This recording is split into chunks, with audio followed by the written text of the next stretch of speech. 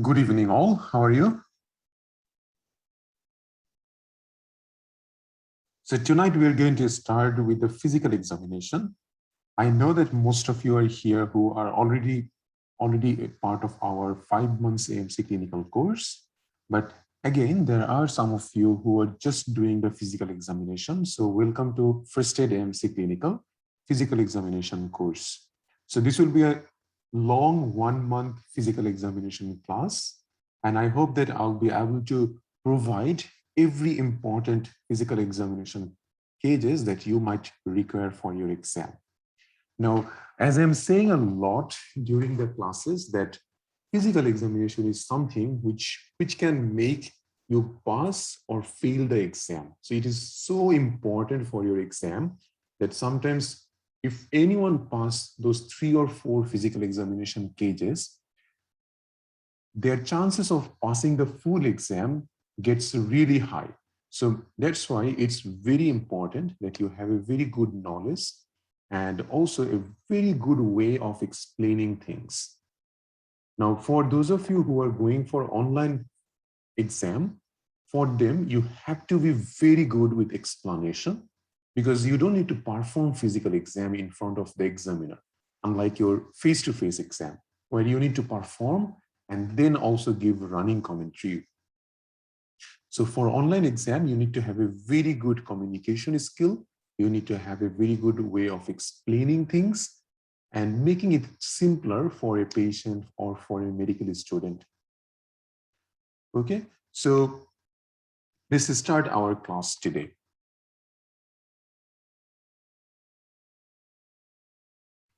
Now, before I start, just wanted to let you know about how we are going to take the physical examination class this month.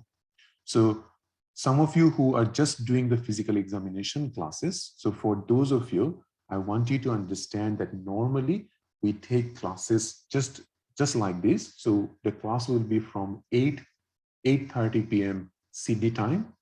Usually we take it on Saturday and Wednesday.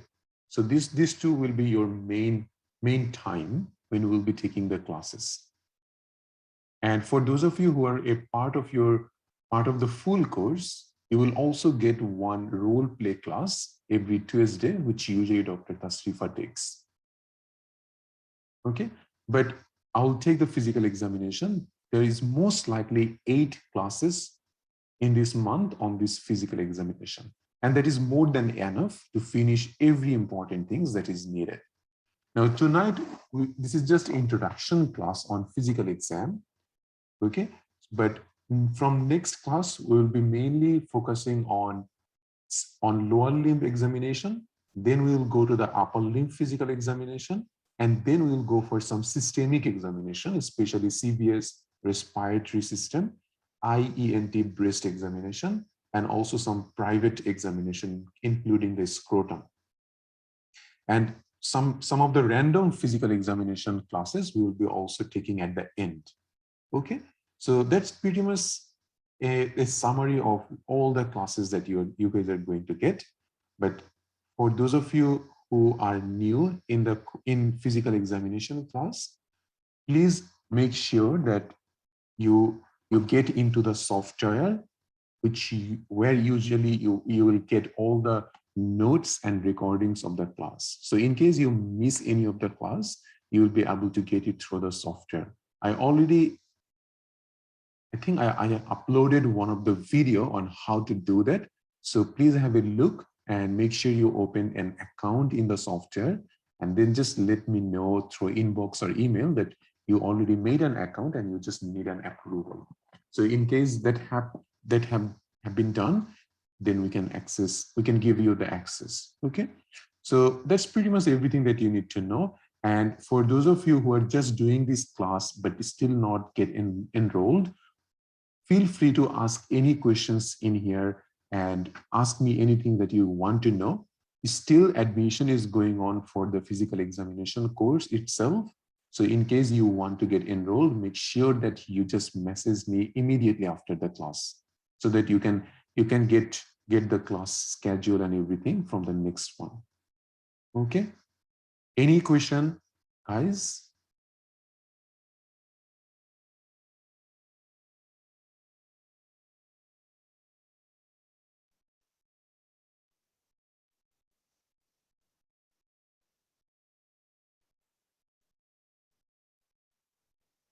All good?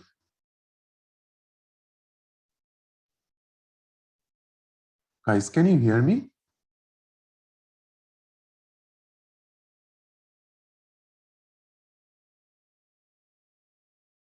Oh, that's good. I was just thinking that, my goodness, I was just thinking that I'm just talking, but there is like maybe my mic is really off. Yeah, that's good. Okay.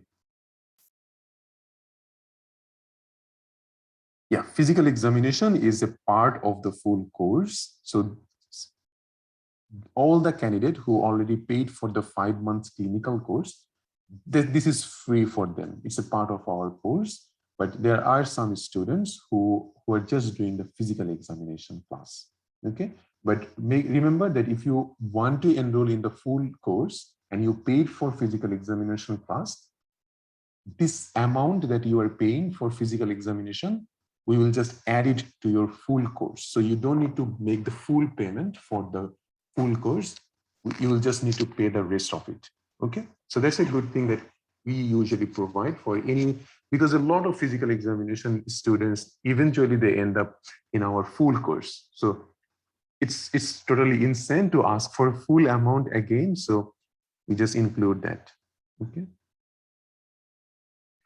All right. So guys, so if any of the physical examination things that you don't understand, you can ask in the chat box, or sometimes some of you can even unmute yourself and ask it. That's also fine. As long as the class doesn't get noisy, I'm fine with that. Okay, cool. So let's start with the physical examination.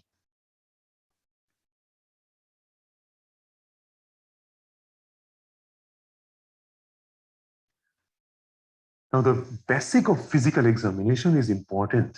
So tonight, it's mainly the basic, mainly to discuss about the approach on physical exam.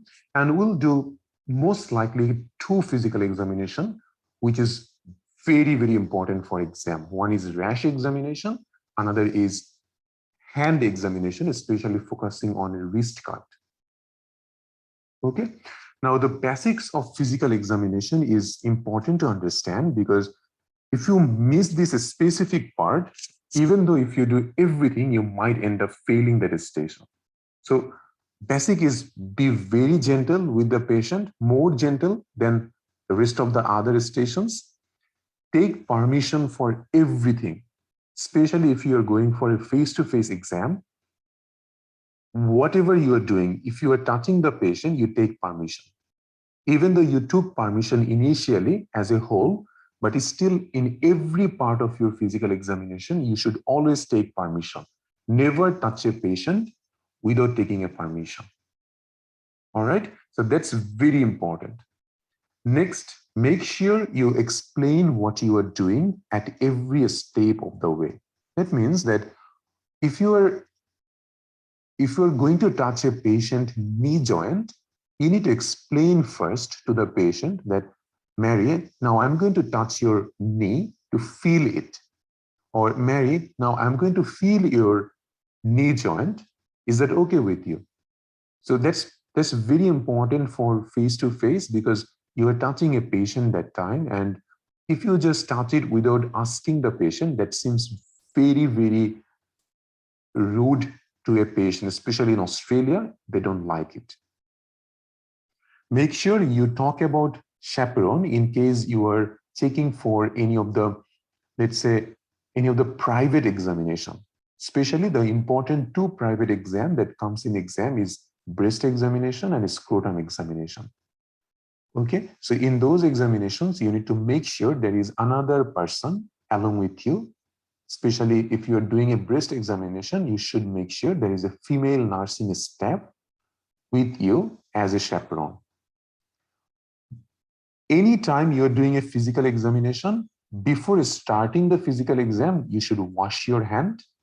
And after finishing the physical exam, you should again wash your hand. That is very important for your physical exam. And they usually look at it like, I can assure you that if you don't do that, especially in this COVID area, and then they might just not like that. Again, that can impact on your whole station. Give running commentary on whatever findings you are getting or whatever physical examination you are doing. This running commentary is mainly important for face-to-face physical exam, not for online.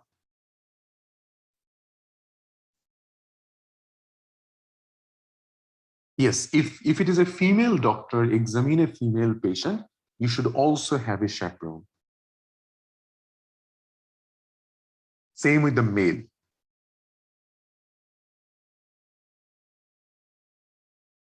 Next, what is the difference between online physical exam and a face-to-face physical exam? In one word, it's huge difference. Is it good or bad, guys? So do you like the online one or face-to-face?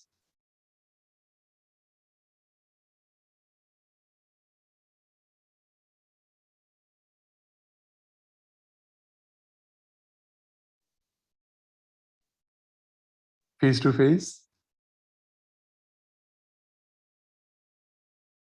Confused. I think that's the most important one. Like it's very confusing, right? Like which one is better, online or face-to-face? I don't feel like there is one particular answer to that question. That's a good thing. If you have a very good communication skill and you don't stutter and you are not confused when you are explaining things, I would say that go for online exam, because you don't need to do that physical exam on a patient and then getting the findings, giving running commentary to the examiner.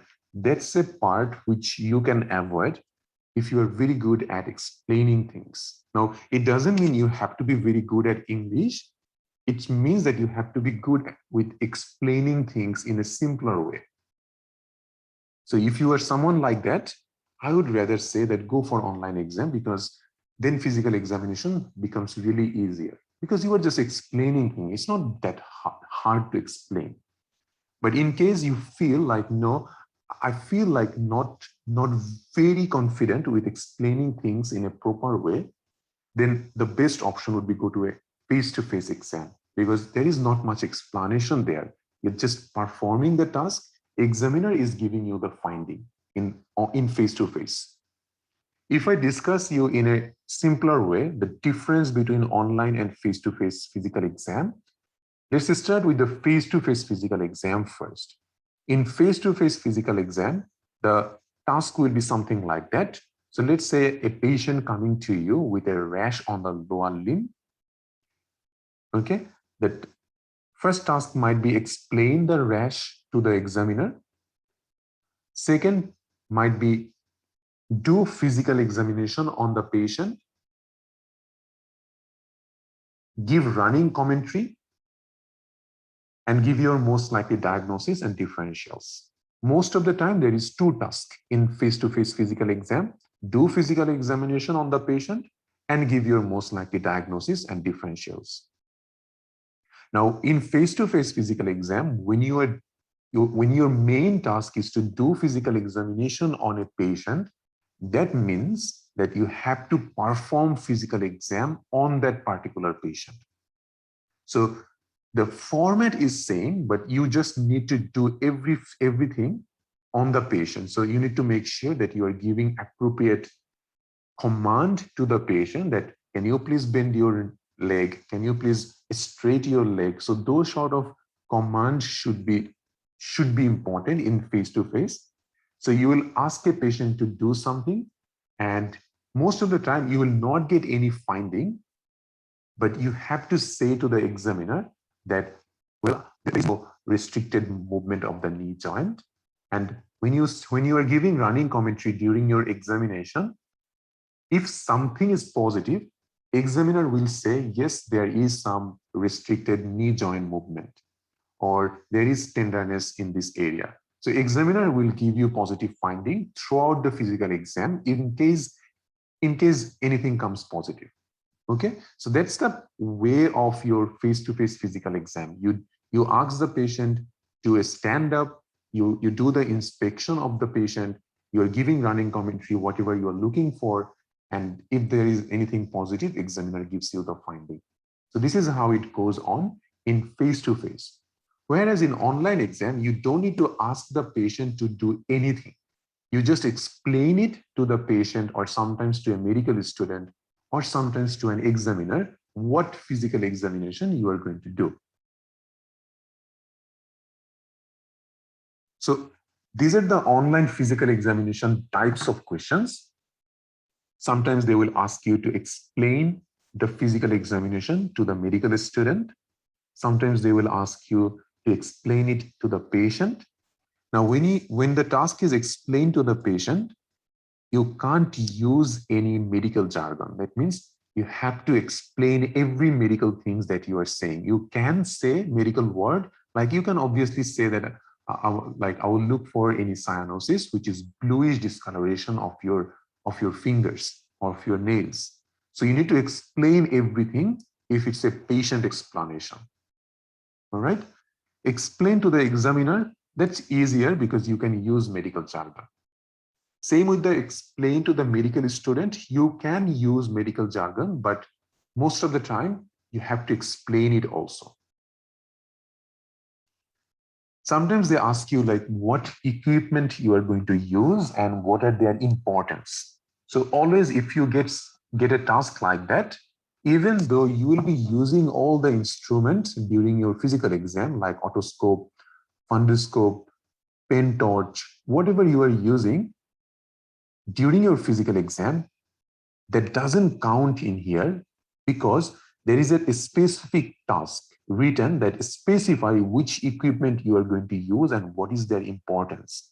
So if there is a task given like that, you have to say that, well, in this physical examination, I'm going to use pen torch to look into your eyes. I'm going to use a instrument known as ophthalmoscope to look at the back of your eye, which is retina. So something like that. You have to specifically say that this is why I am using that.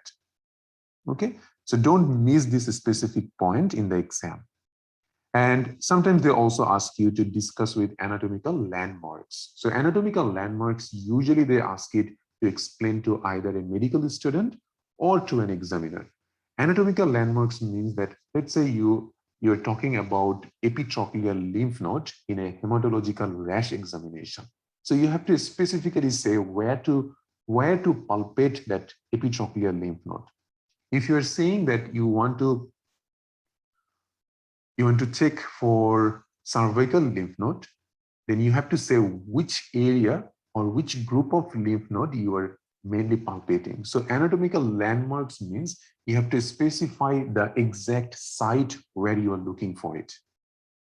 Okay, so that's how the online physical examination works. In online physical examination, you just explain what you are doing to either a patient, medical student, or examiner. You don't need to ask the patient to do anything for you.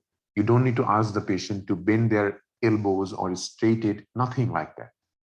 You don't need to give any running commentary like face to face. Only thing is explanation and following the task. Is this something which is understandable, guys?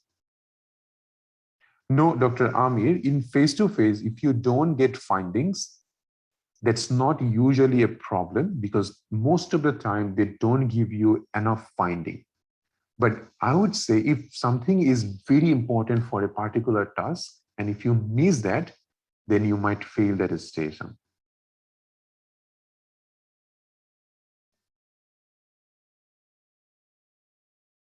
Like let's say there is a case of peripheral neuropathy, and you are supposed to get a finding of globin stalking loss of sensation. Now, if you don't find that lack of sensation or loss of sensation because you haven't done it correctly, then you will fail that case. So some physical examination includes some important finding, which you need to find out. If you don't find out in the face-to-face, then obviously you're going to fail.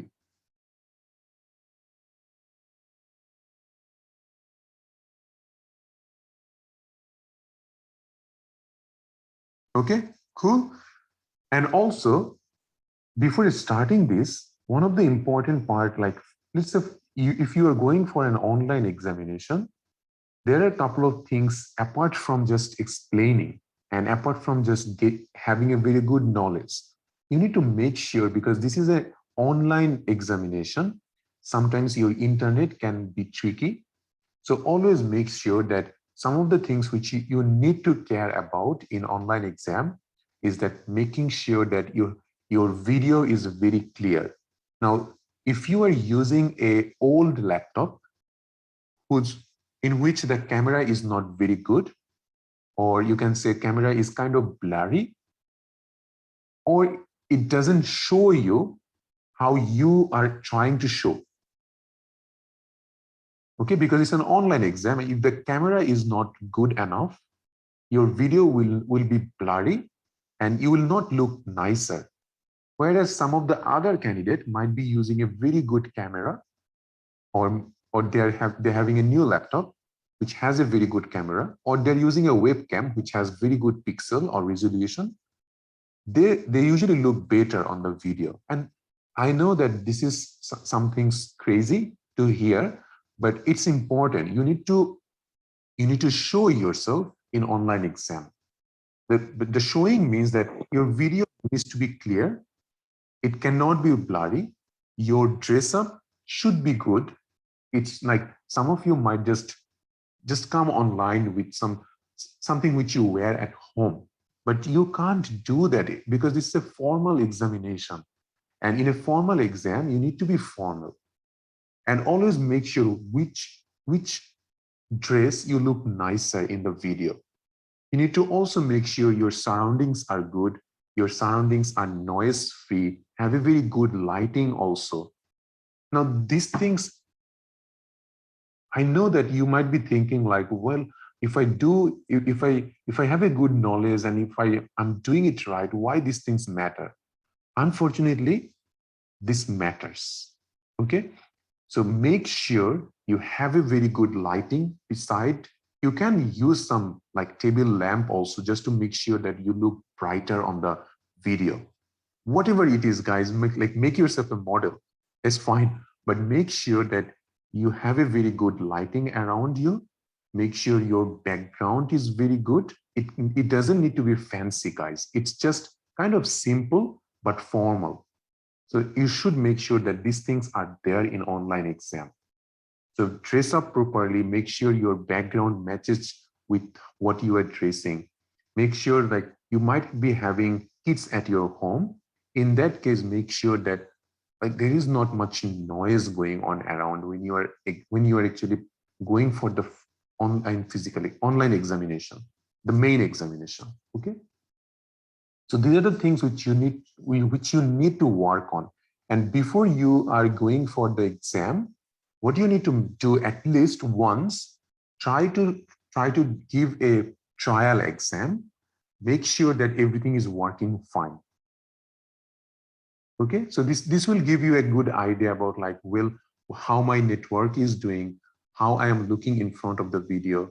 You can also just do it with another friend or your study partner. But make sure you just don't go first time online in your main exam. Do some practice before you are going for it. Okay, cool. So lots of talking today, right?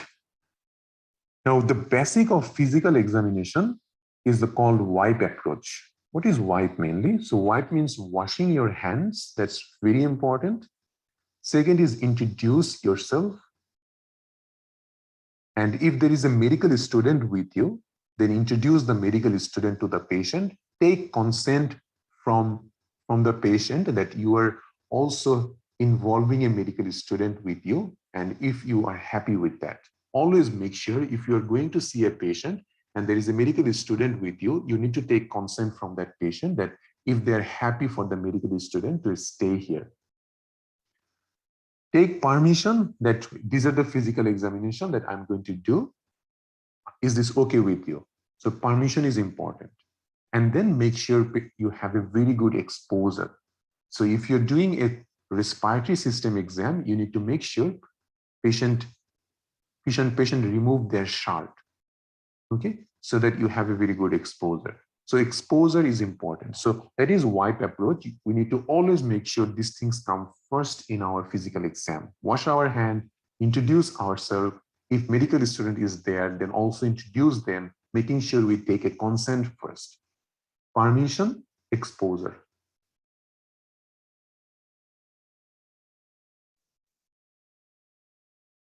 And all of you know this is how online exam happens. So you are the candidate smiling like that. And this is your role player, sometimes smiling, sometimes being very crazy on you, maybe sometimes very abusive also. Then invigilator will be there who usually conducts the exam, and there will be an examiner who doesn't come in front of you and most of the time doesn't answer your question. Sometimes they do. Now, starting with a Rash physical examination. Now, Rash physical examination is a super, super important one in your exam.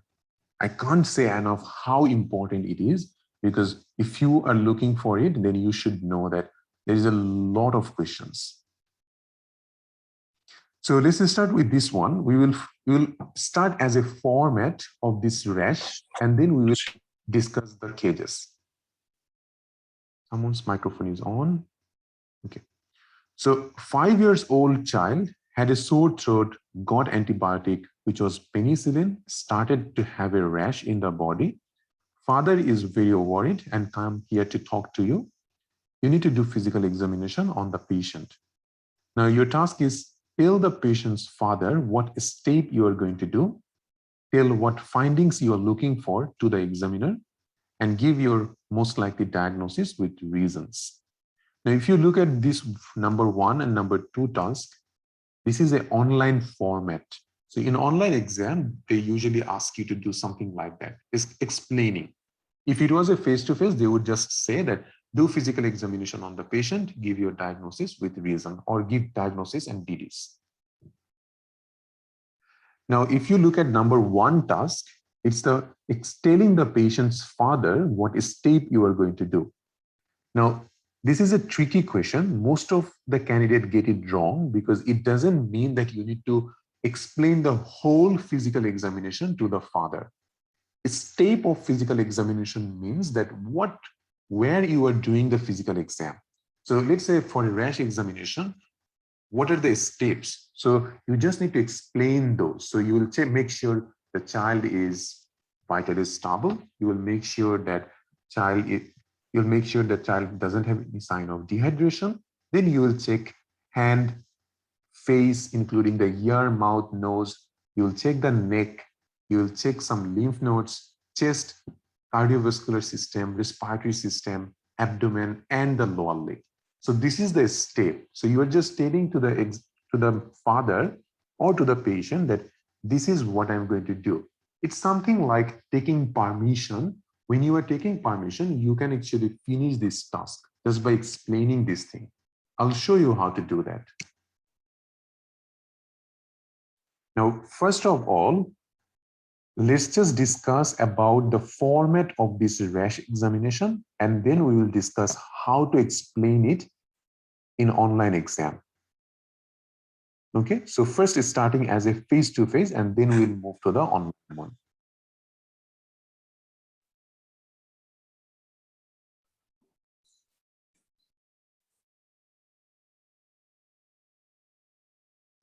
Now, in case of examinations, so what we need to do in here, we need to make sure we wash our hand. So that's the wipe approach. First, to wash the hand, introduce yourself, take permission for whatever you are going to do, and make sure you have a very good exposure. So in case of face-to-face exam, what you'll be doing in here as a first, so let's say patient's father name is John and the child name is Sam. So you will say, hi, John, this is Dr. Arshan, one of the doctor here. I got to know from the notes that your child having a rash in his whole body after taking the antibiotic for his sore throat. I'm really sorry that it happened to your son. He must be really stressed about it. But now that you are here, I'll take care of Sam and I'll try my best to find out why he's having this kind of rash. Please don't worry. Everything is going to be fine. Now, today I'm going to do physical examination on your child looking for any causes of rash. Before I do that, I will make sure I wash my hand, and then I need to take a permission from you because I need to do examination of his hand, looking for any sign of other rash. I will also check his whole face, his eye, ear, nose, and mouth, looking for any possible causes of this rash. I'll check his lymph node and his neck. I'll quickly check his chest, his lung and heart, and also his tummy and lower leg. Throughout my examination, I will be very gentle, but in any time, if I feel like Sam is getting irritated or Sam is not doing well, I will stop my examination immediately. But I will make sure I am very gentle throughout the exam. John, for the purpose of the exam, I need a full exposure of Sam. Would you please do that for me? In the meantime, I'm just going to wash my hand and I will come back and start the examination. Is this all right with you, John? So you're taking permission. You already discussed about what steps you're going to do. Okay. Once you have done now see that how we started this. So we introduced, we took permission, we asked the father to expose the child. And then when the father is doing that, you just wash your hand in the sink and then you come back and then you start your exam. Remember, this is face-to-face I'm discussing. So then you will start. So John, now I'm going to start the physical exam on Sam. So on general, then you can say one thing that, John, during my physical examination, time to time, I will be using some medical jargon just to explain my finding to my examiner. Is that all right with you? Yes, doctor. So what happens in that case, because you will be giving some findings and you will be using medical jargon, so they will not bother you if you just say that. Once you have done that, then you can say that so I'm starting the physical exam on general appearance. I can't see any obvious sign of distress, no irritability or drowsiness. So what you're doing, you're checking the child as a general appearance, how the child looks like in front of you. Is there any sign of obvious distress, any irritability? Does the child look drowsy to you? And you're giving the commentary to the examiner. Remember, for face-to-face, running commentary is needed in every physical examination that you're doing. In any case, there is a positive finding, examiner will give it to you. You don't need to wait for it. You just say that.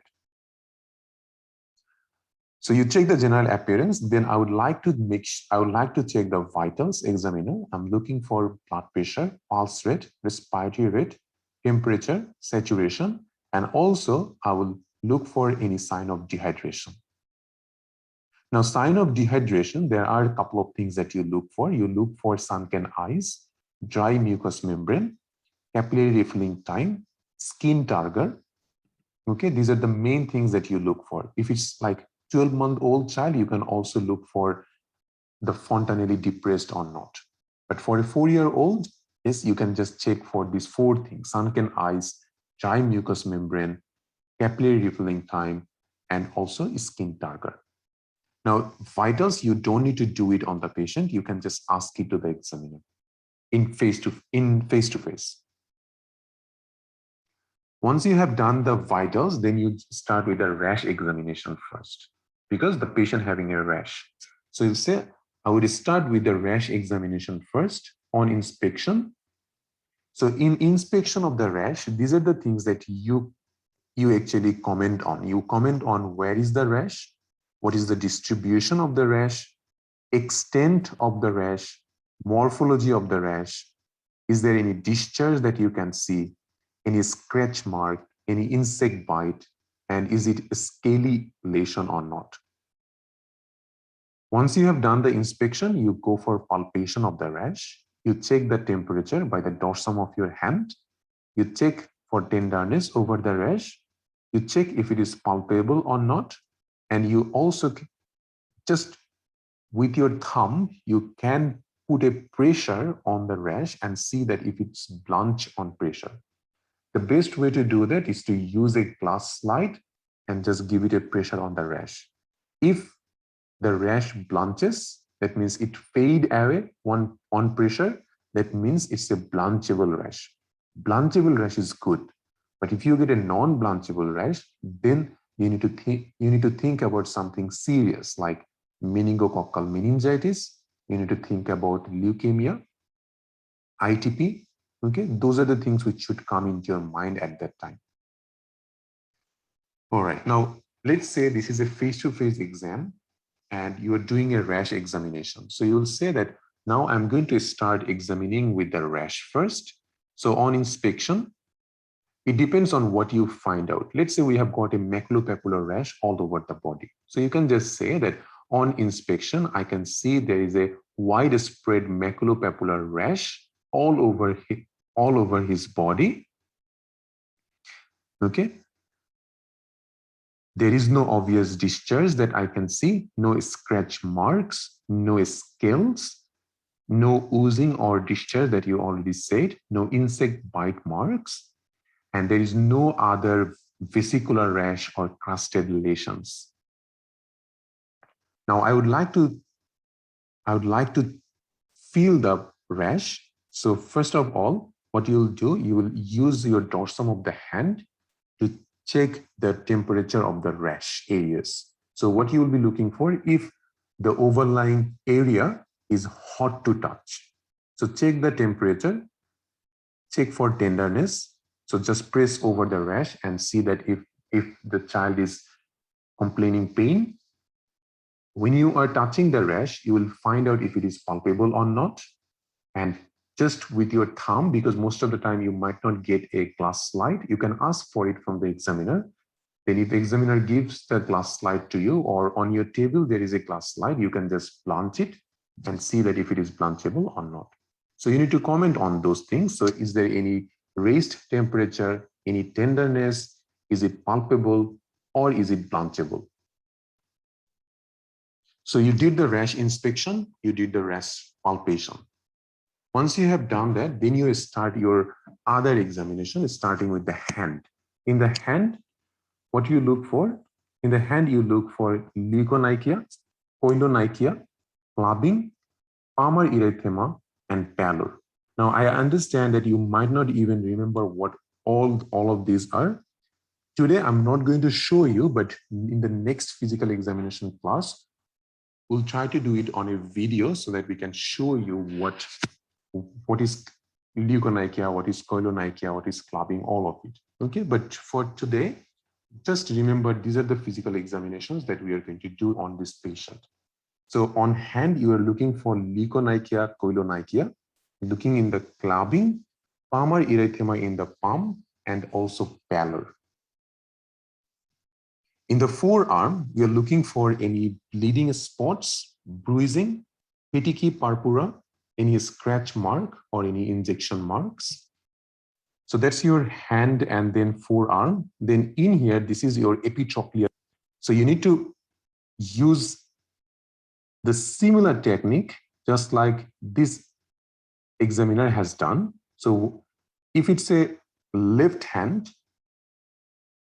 you hold the patient hand on your left hand, and using your right hand, you put your thumb on the medial aspect of the elbow and curl around your other fingers around the elbow joint.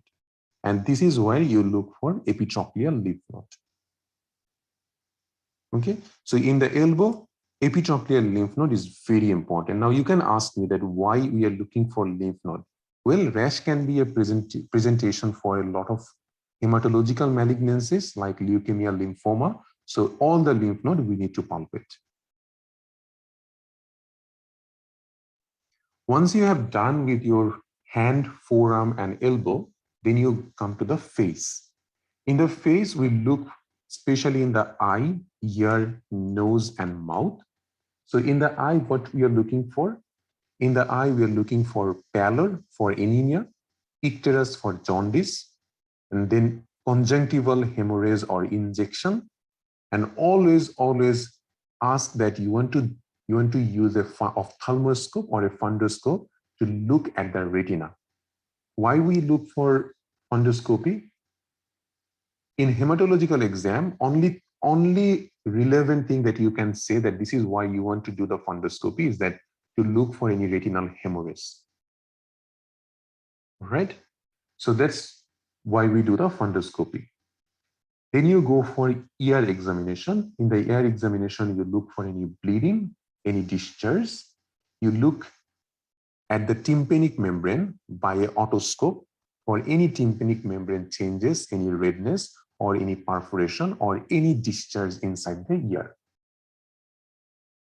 And also sometimes you can look for any bleeding inside the ear that can be a presentation of some hematological disorders. So eye, ear, in the nose, with a torch, you can look into the nose for any nasal discharge, especially any nasal bleeding. Sometimes you can also use a nasal speculum just to look inside the nose for any nasal mucosal changes or any bleeding. Then you come to the mouth. Mouth is very important. In the mouth, especially you start with the gum and tooth. So any gum bleeding or gum hypertrophy. Gum hypertrophy is important for what? Why we do gum hypertrophy, guys?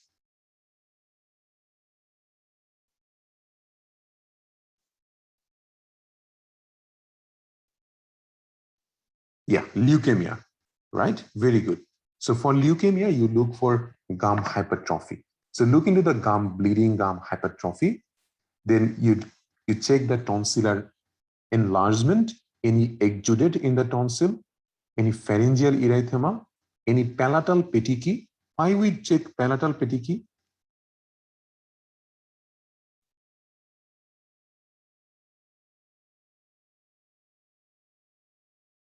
Yes, very good. Epstein-Barr virus or infectious mononucleosis.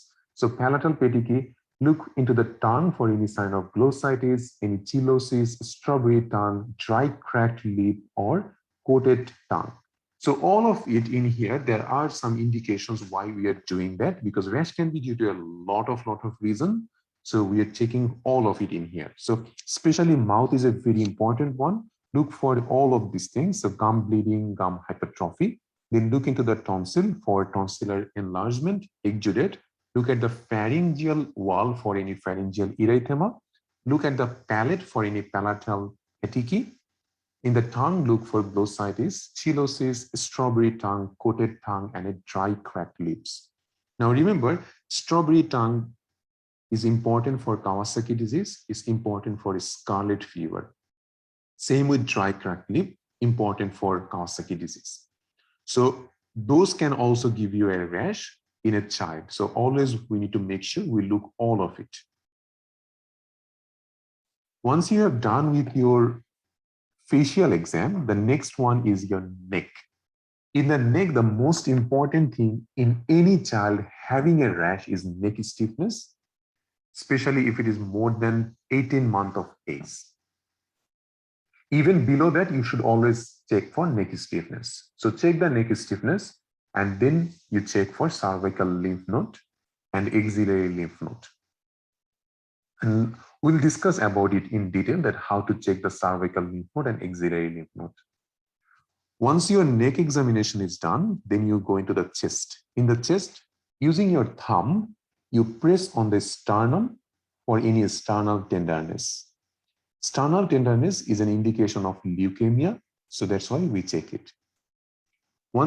Now in here, you can do a quick respiratory and CVS examination. Quick means that respiratory system, you will just check the breath sound, and CVS, you will just check the heart sound. Very quickly, you can do the respiratory and CVS exam. Once you have done that, then you go to the abdomen. Abdomen, you have to do it as a full systemic exam, including inspection, palpation, auscultation. So on inspection, you're looking for any scratch mark, any bruises, any abdominal distension, any visible vein, or any mass. On palpation, you'll check for any abdominal tenderness and organomegaly, and then you will do an auscultation of breath sound. Now remember, all of it, this hematological examination is a combination of a full physical examination. Like it includes a lot of physical examination in one exam. So today it will be hard for us to discuss how to do abdominal exam, how to do CVS exam, because those are a particular exam which we need to explain it to you. So don't get stressed about it tonight because we will discuss all of it. Again, when we will be doing the abdominal exam, we'll show you how to do that. Same with the CVS and respiratory system. You will know later on that how to do this physical exam. Once you have done the abdominal exam, then you will say, always remember, this is very important. In every child, we should always look for this parectal bleeding, hernial examination, and inguinal lymph nodes sometimes, especially for a hematological exam. You will say that with the consent of the parent, you will check for any inguinal lymphadenopathy. You can check the hernial orifice, not very important for hematological exam, but you should also check for any parectal bleeding. Once you have done with the abdomen, then the last thing is leg and joint. In the leg, you look for any sign of bruising, any petechiae, purpura, scratch mark, and also there is a lymph node in your leg, which is the popliteal lymph node. So you'll check the popliteal lymph node as well. And lastly, just check for any joint swelling and joint tenderness. Especially, you can just stick to knee joint. And that is especially for if you think that this is a case of HSP, Henosholin purpura. So that's a format of physical examination that I just showed to you. Now, there is a lot of things to discuss on this particular thing and a lot of things to show as well. So just to give a summary of hematological exam, which include the Rash physical examination, is starting with the wipe approach, general appearance, vitals, then do the full Rash examination, inspection and palpation. Then we start with the hand, forearm, elbow looking for epitrochlear lymph node. Then we go to the face, eye, ear, nose, and mouth. Do not forget about fundoscopy and otoscopy, very important. And then go to the neck, especially for lymph node and neck stiffness. In the chest, sternal tenderness, very quick CVS and respiratory system. And then you do the abdominal exam full, go to the leg, and then do the joint examination, and you finish the physical examination. Okay, now let's say you have got this case, how to explain the diagnosis. Remember, it doesn't matter that much that how much you explain it, because as long as you just give the diagnosis and DD in physical exam, they are happy with that. Your main marking is on how you are doing the physical exam.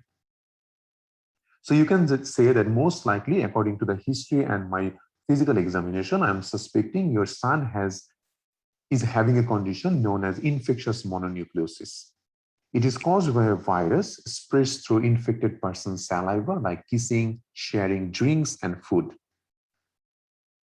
Sometimes, in very small number of cases, the virus itself can cause a non-itchy red rash, but most of the time, if patient with this viral infection is given penicillin, they can present with a secondary generalized red itchy rash all over the body.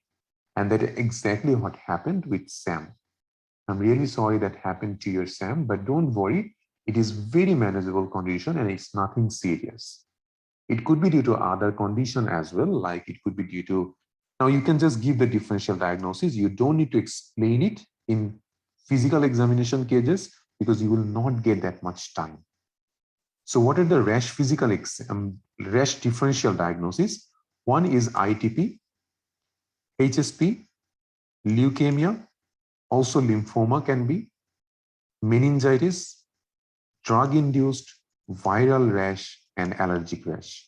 This is in your general, this will be your differential diagnosis of any rash in the body.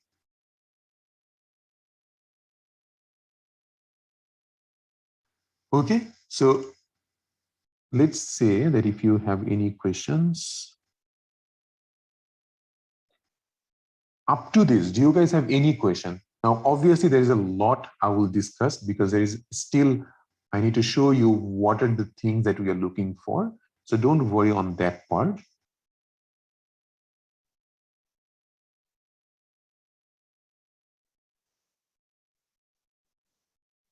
Yeah, Dr. Priya, that's a good one because there will be no child in front of you in face-to-face also.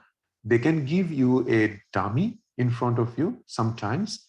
In those cases, you just do the physical examination over that dummy. Okay. And then you have to ask the examiner about the general appearance and vitals.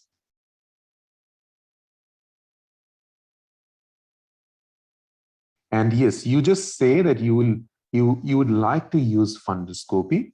Most of the time, you don't need to do the fundoscopy examination in here. You just say that you would like to use fundoscopy to look at the retina. And examiner say normal. Okay. Yes, cheilosis is the cracks in the corner of the mouth. You don't need to perform fundoscopy in here. Just say that you would like to.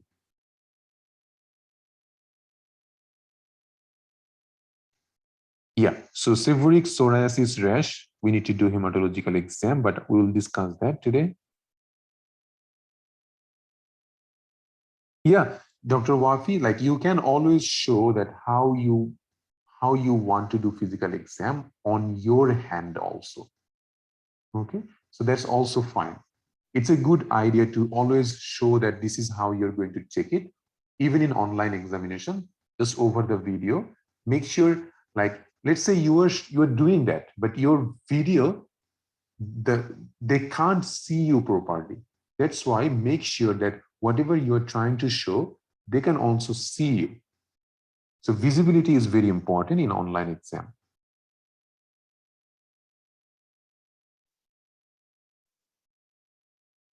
Some other hematological cases that appears to come in exam is this one, pre-operative assessment of a patient showing low platelet. So low platelet can also give you a rash, especially petechial rash or purpurey kind of rash. That's one of the important one. Sometimes there is a case with patient with rash at the lower limb, which is a non-blanching rash, and that's your ITP physical examination. Exactly same format we will be using in every cases. There is another case which is unilateral inguinal lymph node. Now, in case of lymph node enlargement, there will be some other important things which we need to add. I'll just discuss it today. Don't worry on that. There is another one, which is a pregnant woman with an early week gestation coming with fatigue. You did some blood test. You get patient is having low hemoglobin, and you need to do relevant physical exam. So that's also more or less same, just need to add something more. There is another case with a mentally retarded patient with rash in the leg, and that's a HSP rash. Can be any rash, we don't know that. So see that how variant it is. There are also some other cases in which there is a nappy rash or atopic dermatitis rash. There is a rash case with seborrheic dermatitis confusing with psoriasis rash. There is also herpes stomatitis rash examination. So a lot of rash examination cases, more or less the idea is same, doing the whole physical examination just like we are doing, but making sure that for, let's just for someone who is having herpes stomatitis, main thing is to look into the mouth if possible, looking for sign of dehydration. Those will be important. Okay, for someone who is having inguinal lymph node enlargement, most important is to explain how to do all the lymph node exam. So you need to focus on a specific point on a specific cases, but the hematological examination will cover all these 6 or 7 cases that comes in exam. Now let's start one by one.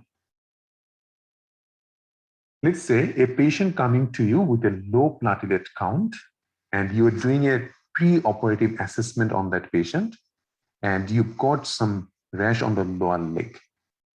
So what would be your differential diagnosis of low platelet or a purpurey kind of rash? So ITP, also HSP will be your one of the differential, but HSP doesn't cause a low platelet count, so very unlikely, but still it will be a differential diagnosis. Viral rash, drug-induced or allergic rash, leukemia, lymphoma, aplastic anemia. So those are the main differential diagnoses of low platelet count. This differential diagnosis, you should memorize it because you need to discuss these things. Let's say the inguinal lymph node case.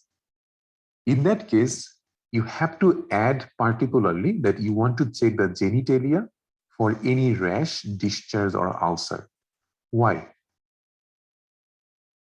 Let's say it's a 25-year-old male having unilateral inguinal lymphadenopathy. Why you want to check the genitalia?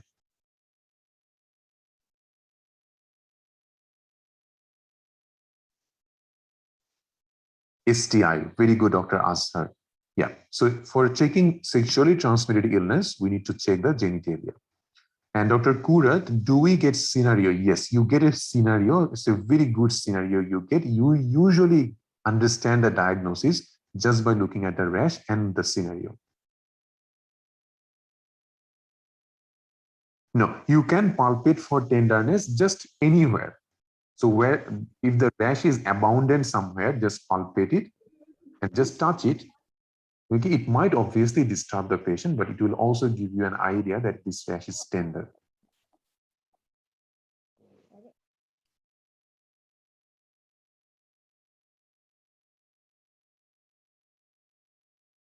And in case of inguinal lymphadenopathy, you need to also check the lower limb. Especially, we are checking lower limb in here also in the hematological exam, but specifically for inguinal lymph node case, you need to look for skin lesion. Why? Because many Australians, they develop kind of squamous cell carcinoma because those are sun-exposed areas. And most of the time, those skin cancer can give you inguinal lymphadenopathies. So you need to look for skin lesion, especially looking for any squamous cell cancer, basal cell cancer, okay, even melanomas, and also look for any infected ulcer.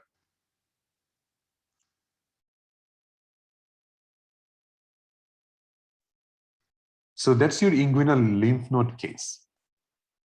What would be the differential diagnosis of inguinal lymph node case? Very important that you need to look for any other lymph node enlarged in the body or not. So what are the lymph node that we need to check? Cervical lymph node, axillary lymph node, then you come to the inguinal lymph node, popliteal lymph node. Okay, so these are the important lymph node examination that you need to cover in that particular case. Apart from lymphoma, it could be genital infection, which is STI, could be any viral infection, leukemia, lower limb infection, skin cancer, or skin ulcer. So that will be your main differential diagnosis in here. Obviously, for inguinal lymphadenopathy, you will not give your most likely diagnosis as ITP. So that's how students get it confused in the exam because they just memorize things, but they don't know where to use what term. So very important, like if you get an inguinal lymph node, you will do the similar rash examination or similar hematological exam. You will just exclude the rash exam, okay?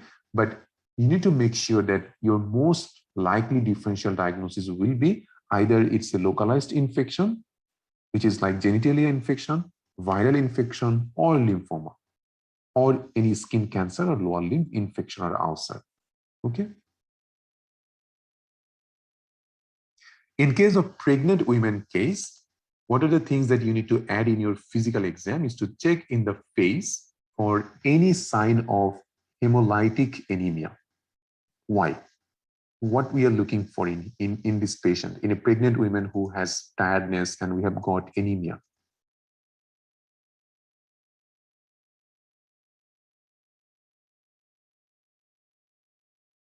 RH incompatibility, no. Thalassemia, yes. Very good, Dr. Tamali and Griffin. Yeah, so thalassemia is one of the it causes hemolysis, and hemolytic patients can sometimes give you some specific facial features, which is malar prominence, frontal boozing, and depression of nasal bridge. So you just look into the face just for these things. You will include all other physical examinations for hematological exam, but you'll just add it on the facial exam. In the mouth, you are looking for especially angular chelosis, atrophic glossitis. Why? What is the reason of looking for angular chelosis or atrophic glossitis? IDA, iron deficiency anemia. Very good. So that's important to add in here. In the CVS examination, what is the importance of doing a CVS exam in a pregnant patient having anemia?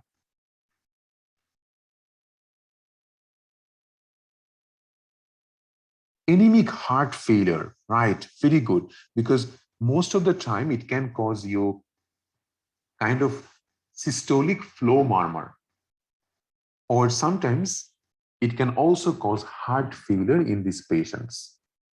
So we need to look for that. So both CVS and respiratory system, especially the respiratory system, you look for any bibasal crepitation. And CVS, you look for a heart sound and murmur. Always try to say why you are looking for it. Okay, and that gives the examiner, medical student, an idea that why I am actually looking for that in this patient. Always try to give the cause. And then obviously you will check the abdomen, and in the leg, add pedal edema, because pregnant women always will look for pedal edema. So that's your pregnant women case. Apart from that, everything will be similar to the hematological exam. Just we need to add this part. What will be the differential diagnosis of anemia in a pregnant woman? It could be physiological anemia, could be iron deficiency anemia, thalassemia, malabsorption, any blood loss from anywhere else, could be anemia of chronic disease, could be due to any infection.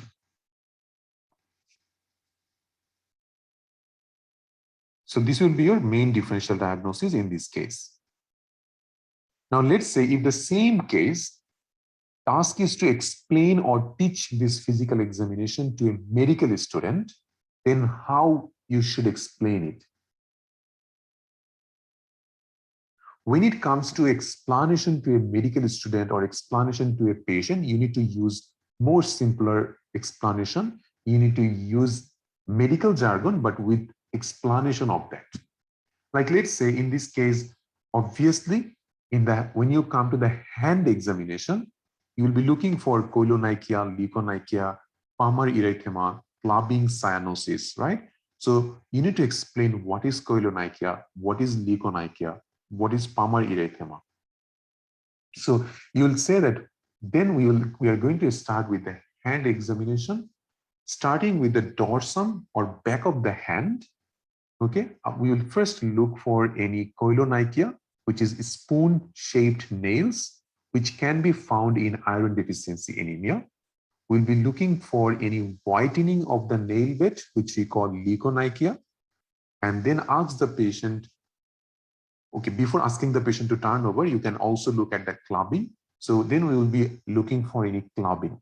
So what is clubbing? It's a swelling of the soft tissue. Okay, is the swelling of the soft tissue of your terminal part of your finger. If you're discussing to a medical student, you can say terminal phalanx of a digit. But if you're explaining it to a patient, you need to say that it's a swelling of the soft tissue of your terminal or end part of your finger. What happens in clubbing that we ask you to oppose the both index finger together, and we look at the angle in between your nail bed. If there is a loss of angle between the nail and nail bed, then we call it clubbing. I'll show you in our in further physical examination classes that how we check those clubbing specifically with some pictures. And then also you can check cyanosis, which is bluish discoloration of the nail, and then ask the patient to turn over the hand, look at the palm for any palmar erythema, which is kind of redness of the palmar aspect of the hand. Now, for a rash case, palmar erythema, leuonychia, these are not very important, but koilonychia is very important.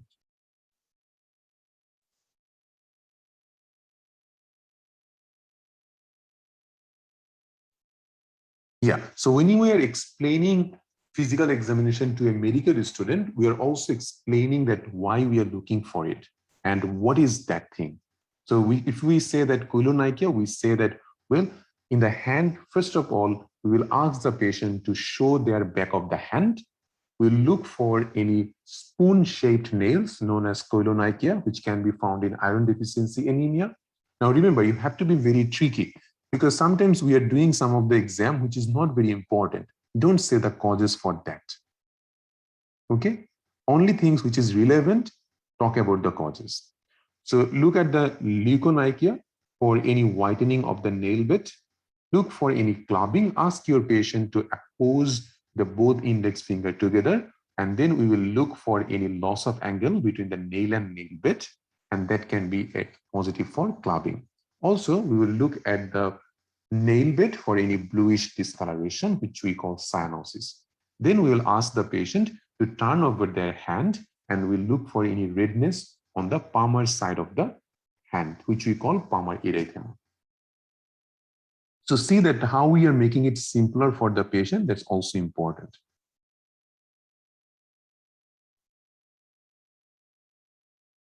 Once hand is done, then you will go in the forearm. In the forearm, so remember we say that we want to look for any petechiae or any purpura. You can explain what is petechiae and purpura. So petechiae are a small pinpoint bleeding spot, which is less than 2 millimeter in size and does not blanch on pressure. Purpura is same kind of a spot, but its size is more than 2 millimeter. Both petechiae and purpura are usually positive if patient have deficiency of platelet in their body. And then in the elbow, we are looking for epitrochlear lymph node, which is a lymph node lying at the medial side of the elbow. And that's usually we palpate for any hematological malignancies like lymphoma or leukemia. See that when we are explaining it to the medical student, try to involve the medical student that why we are checking it. It's a very good idea to do in this way. And in that way, examiner is listening to you and he also understands that you know what you are doing. Once you have done that, then you come at the face. In the face, remember, in the eye, you look for pallor and icterus. So you have to talk to the medical student that how you check pallor, how you check icterus. So pallor, we look for anemia. So we pull down the lower eyelid of the patient and look at the conjunctival pallor. To check icterus, we lift up the upper eyelid and look for any yellowish discoloration of the upper sclera. Okay.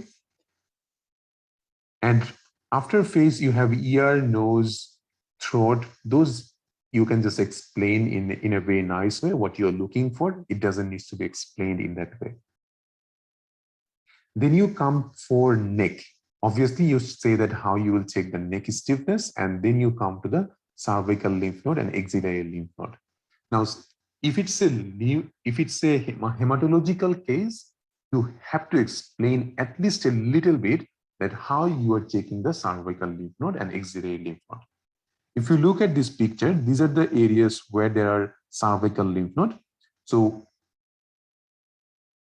there is submental group, then submandibular group, preauricular, postauricular, and this is your sternocleidomastoid muscle. There is anterior cervical group, posterior cervical group, and this is their supraclavicular group. So submental, submandibular, preauricular, postauricular, anterior and posterior cervical nodes, and supraclavicular nodes. So these are the areas where we check for cervical lymph nodes. So how we can explain it? In all of it written in here, just make your own sentence. So normally you ask the patient to sit up and you examine from behind if possible. Ask your patient to tilt their chin slightly downwards to relax the muscle of the neck. And then with your second, third, and fourth finger of the both hand, you start feeling underneath the chin for submental lymph node. And then you move backwards under the mandible for submandibular. Then you go up, especially at the angle of the mouth or angle of the jaw, which is jugulodigastric. You feel front of the ear for preauricular, behind the ear for postauricular. And then along the anterior border of the sternocleidomastoid muscle, you check for anterior cervical chain, and along the posterior border of the sternocleidomastoid, you check the posterior cervical chain. Lastly, you just ask the patient to shrug their shoulder and you check the supraclavicular lymph node. You can also check at the back of the occiput, which is for occipital lymph nodes. So these are the neck lymph node that you should talk about. Now, again, it might be very hard and it can take a lot of time to explain in this way. Don't bother with like sitting upright and then going behind. You don't need to explain all of it. You can just say that, well, with the second, third, and fourth finger, put your fingers underneath the patient chin, start with submental lymph node, go backward, check for submandibular lymph node, then go a little bit of backward, especially at the angle of the jaw, you can get the jugulodigastric lymph node, go in front and back of the ear for pre and post-auricular lymph node, then along the anterior and posterior border of the sternocleidomastoid, you check the anterior and posterior cervical chain, and then ask the patient to shrug the shoulder for supraclavicular, and then lastly check the occiput or any occipital lymph nodes. See that it becomes easier and well explained if you just do it very quickly. So this is called anatomical landmark. Okay, so when anatomical landmark is a task, you have to explain in this way, especially the important thing. You don't need to explain everything in this way, just the important ones. Now, you might not get enough time to discuss axillary lymph node. You can just say that similarly, we will also check the axillary lymph node. So you can just say what are the axillary lymph node that we look for. If we look at this picture, you can see in axillary lymph node, you look for anterior group in the anterior border of the axilla. Then you have posterior axillary lymph node. Along the medial aspect of your arm, in here, there is lateral axillary lymph node. Then there is central and apical axillary lymph node. Okay. So similarly, we do this axillary lymph node. We will discuss axillary lymph node in detail when we'll be doing the breast examination, because that is very important at that time. But examination of axillary lymph node should cover the anterior, central, posterior, lateral, and apical group of lymph node. You can just say that, well, after checking the cervical lymph node or neck lymph node, we will also similarly check the axillary lymph node. Okay. And when you do axillary lymph node in face-to-face exam, you need to make sure you put on a gloves, because you are not going to insert your finger or hand in like without a gloves in someone's axilla. Okay. So what you'll be looking for, you're looking for anterior, posterior, central, apical, and lateral group of lymph node. If you want to discuss like where exactly to look for it, this is where we look for it. Give it a read, you will understand where to look at. So if we show it to you, anterior axillary lymph node is the anterior border of your axilla. Then posterior border of your axilla is the posterior axillary lymph node. Then medial border of your arm, that's lateral axillary lymph node. Then at the center of your armpit or axilla, there is central axillary lymph node. And if you insert the hand much deeper, then you will get this axillary node. So these are the 5 axillary lymph nodes you just need to talk about. So in case of explaining these things to a medical student, you need to use these terms. Now, I'm going to show you how we are going to explain all of it in online exam.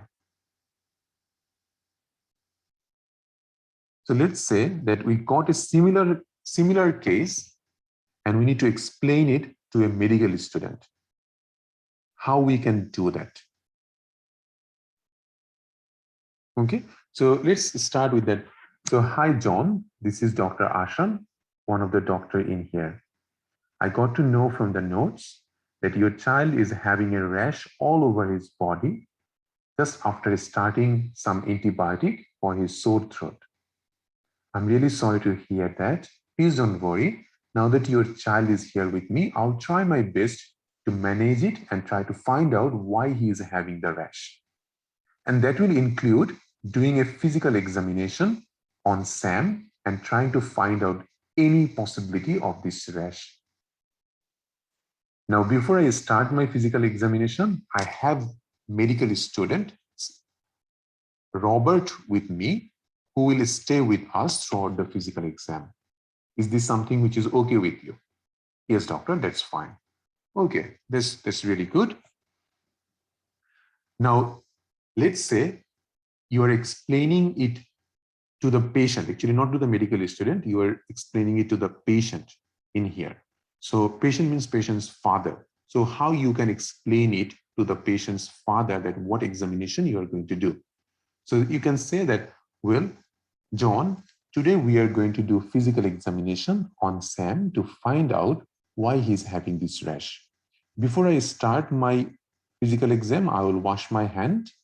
And then also, I want you to understand that his examination will involve me to have a look at his rash, feel the rash, and then do the full body examination to find out any rash anywhere like this in his body. We'll also check his hand, forearm, his elbow, his whole face, including the eye, ear, nose, and mouth, his neck, including some lymph node, chest, and his lungs, and also his tummy, and then lastly finishing with checking his lower legs. I understand that it's a lot of things that I'm going to check, but let me assure you, I will be very gentle throughout my examination. In any time, if I find that Sam is getting irritated or not feeling better, then I will stop immediately. And before I start doing any physical examination, I will also make sure that he is vitally stable. I will check for any sign of dehydration, and I will make sure that he is stable enough to do this physical exam. For the purpose of the physical examination, I will need to have a full exposure of his body so that we can check any possibility of rash anywhere. Is that okay with you? Yes, doctor. So, John, first of all, I will start by looking at him to look for any sign of distress, irritability, or any sign of drowsiness. I will also check for vitals. As I said, I will check for his blood pressure, pulse, temperature, oxygen level in his blood, and sign of dehydration. Especially to check the sign of dehydration, I will check in his eye for any sunken eyes, check in his mouth for any dry mucous membrane, and I will pinch his skin to see that if the skin goes back fast or slowly. I will also press on his thumb to check that if there is any difficulty or any findings in his capillary refilling time. I'll discuss all of it throughout my physical exam in detail. I will start with the rash examination first. On inspection, so if you get a rash picture, you will just explain what you can see in the rash. And then I will also feel the rash. First of all, with the back of my hand, I will check the temperature. If there is any raised temperature, I'll just press the rash to check that if it is tender. I'll check that if it is palpable or not. And then with a glass slide, I will press over the rash to see if it fades away on pressure. Once I have done that, then I will start with his hand examination. First, I will look at his nail for any abnormality like any spoon-shaped nails or any whitening of his nails.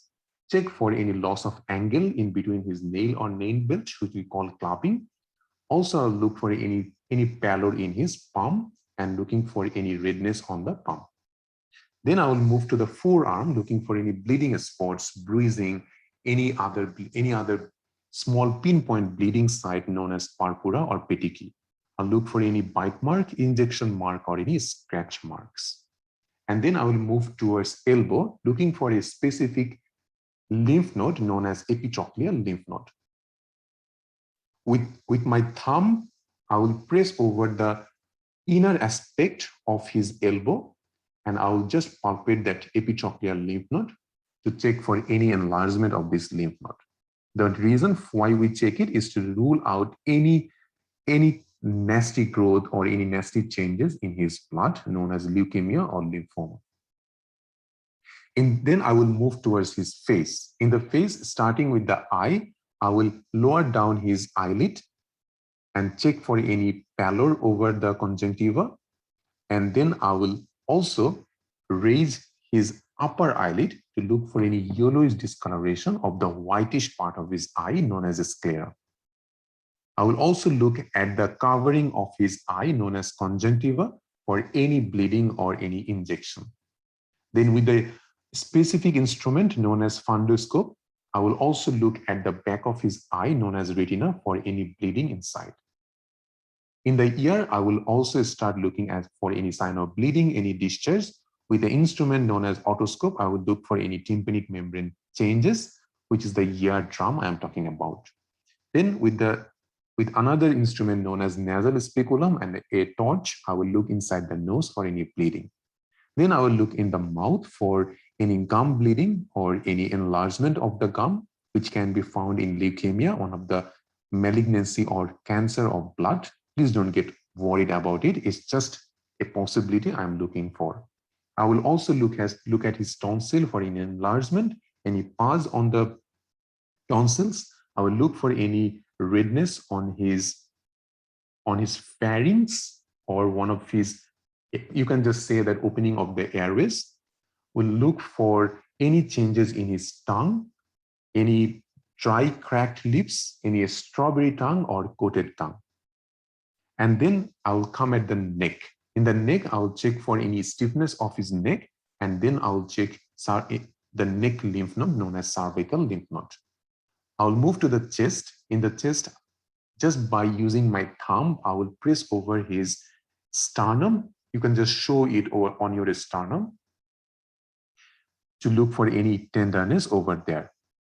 And then I'll check his heart, looking for his heart sound and any abnormal sound known as murmur. I will quickly also check his breath sound, looking for any abnormality over there. And then I will quickly move to the tummy, which is his abdomen. I'll do an inspection first, looking for any bruise, any other rash, any swelling or any visible or distended veins or any lump or bump. And then I will palpate his tummy for any tenderness. I will check his liver and his spleen as well to check for if those are enlarged. And I will auscultate by my stethoscope for the bowel sound. Now, with your consent, I will also check his perianal area, which is his back passes, for any bleeding coming out. And also his inguinal lymph node, which is a lymph node in his groin. Quickly, I will also check his lower leg for any sign of bleeding, bruising, purpura, any scratch mark. And if time permits, I will also check for popliteal lymph node, which is a group of lymph nodes just at the back of his knee. I'll check the joints for any swelling and tenderness. So this is how you have to explain it to a patient. See that the way of explanation should be very simple and just explain what you are looking for. Sometimes in between all this explanation, you can always say that what is the reason of checking these things, like at least one or two. Like when I say that epitrochlear lymph node is mainly for checking for leukemia lymphoma, which is one of the nasty changes in the blood. So you can just explain it just a little bit. Don't go in detail, just a little bit of the causes of checking why you're doing those things. Cool. Any questions so far, guys?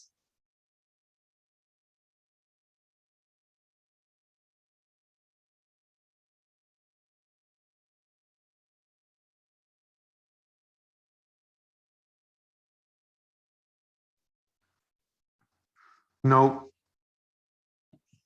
to finish with the hematological examination, We'll just go in with this one, like let's say 4 years old kid brought in by father because of rash on his mouth for 2 days. Child is very irritable and is not eating and drinking well. Explain the rash and steps of physical examination to the father. Explain the physical examination with anatomical landmark to the examiner. Any of you want to do a role play on this one?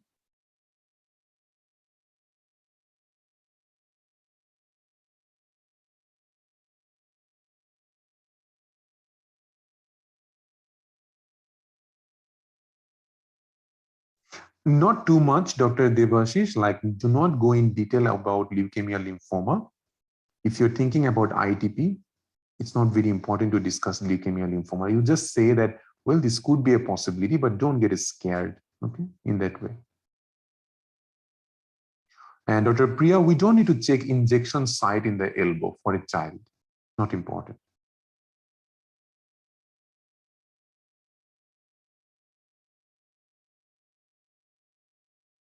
It's always good, Dr. Monisha, to, if anatomical landmark is a task, you should always say where you are looking for lymph node. Yes, always. Because I haven't done that, Dr. Theory, but always, when you are explaining something which is for 8 minutes, you need to always ask in every minute that, are you with me so far? Do you understand what I am doing? Is there any confusion? So always in every 1 or 2 minutes, involve your patient, check that if he is understanding what you are talking about.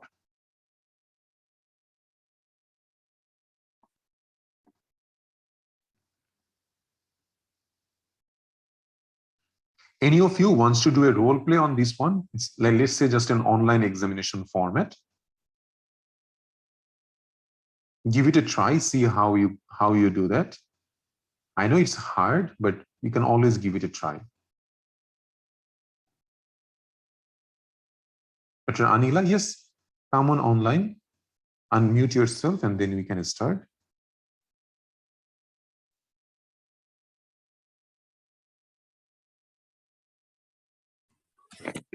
Hello. Hi, Dr. Anila. Very good that you are here to do that. Okay. I'm just trying it. Yeah, I know, like this is hard, but that should be fine. At least like trying makes you feel confident. We'll give you 8 minutes. One. And do you need a 1 minute time to think about, or you can start? No, I think I will start. Okay, so let's just give you 8 minutes. You can start. Okay, hello, good morning. I'm Dr. Anita, one of the doctors in this hospital. How are you doing, John?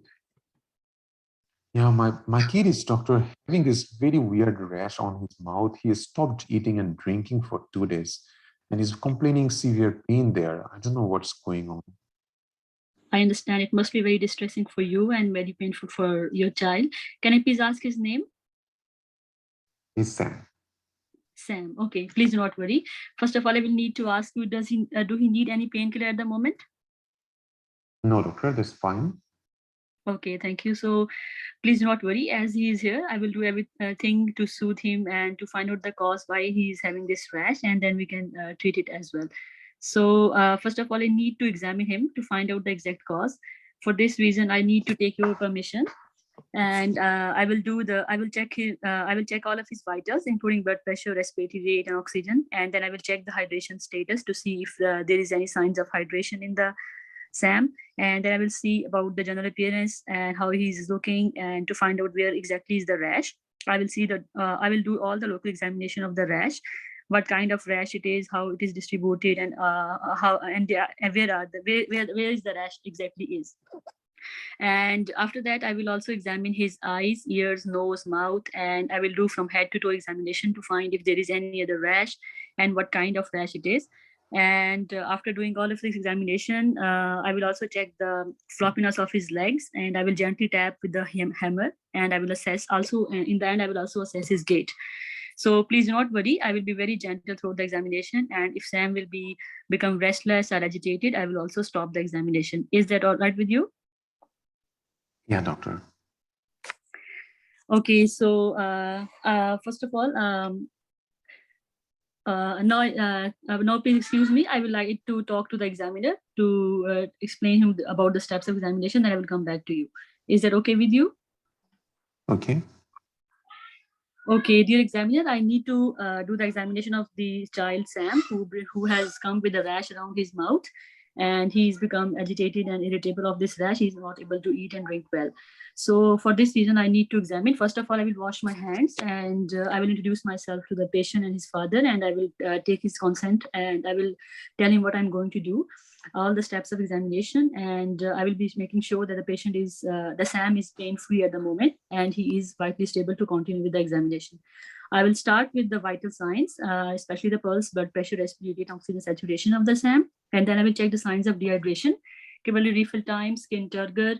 I will check the dry mucous membrane, sunken eyes, and I will see the general appearance if he is active, alert, or he is lethargic or drowsy. Then I will also see the growth chart of Sam. Then I will do the local examination of the rash. I will see where exactly is the rash, what is the type of the rash, or the vesicles. As I can see, the rash is around the lips, and it is in the form of small papules, and some are crusted and some are not. There is some oozing and discharge from some of the rashes, but there is no secondary skin changes, and there is no bleeding from the rash. And now I would like to wear the gloves, and I will palpate the rash to see if it is tender or not, and if it is tender or not. Then I will see in the eyes to see if there is any conjunctivitis, keratitis, any redness and hemorrhage, and redness and injection in the eyes. After that, I will look around inside the nose for any other rashes. I will also see the ear and inspect the external ear for any rashes. I will also do the otoscopy to look in the tympanic membrane. After that, I will ask him to open the mouth, and I will look inside for any anglostomatitis, glossitis, any gum hypertrophy, bleeding, tonsillar enlargement, any exudates, and any strawberry tongue. After that, I will palpate the cervical lymph nodes, all the groups, 7 groups, submental, submandibular, jugular-digastric, preauricular, postauricular, and occipital, and then I will check the supraclavicular lymph nodes as well. After that, I will examine the axillary lymph nodes, and later on I will do the auscultation of the chest to see if there is any abnormal lung sounds. And also I will auscultate the heart for any abnormal sounds. Then in the arms, I will also palpate the epitrochlear lymph nodes as well. After that, I will inspect in the legs for any hemorrhage, any petechiae, purpura, bruises, and I will also at the end I would like the Sam to take a few steps for me. I want to assess his gait. Then I will do the inspection, tone, power, and reflexes of the lower limb as well, because sometimes the rash can cause neurological disturbance in the children as well. So in this way, I will complete my examination, and I will order some blood tests such as urine dipstick and blood sugar level, and I will explain the most likely diagnosis to my patient. So, Mr. John, most likely your son is having a rash with his called as herpes stomatitis. My other differential diagnosis are it can be hand, foot, and mouth disease. It can be aphthous ulcer, oral candidiasis, and to rule out all of these, I need to do some blood tests. Is that okay with you? Yes, doctor. Okay, thank you so much for allowing me to examine your child. Thank you, doctor. So, Dr. Ali and Anila, so you got 2 minutes left in your hand. So that means you were very quick, and it's really good. Like what you have done and the way of your explanation is perfect. Okay, and I'm really happy with how you finished it in time. That's really important. Now, what we can do is that know that you will have 2 minutes in your hand. So what you can include in 2 minutes, that's the important part. So remember this one, like anatomical landmark is one of your tasks. So you can use some anatomical landmark discussion. Like you can say that where to look, the epitrochlear lymph node is in the medial aspect of the elbow. Using your thumb, you will just check it, curling your fingers around the elbow joint. Okay.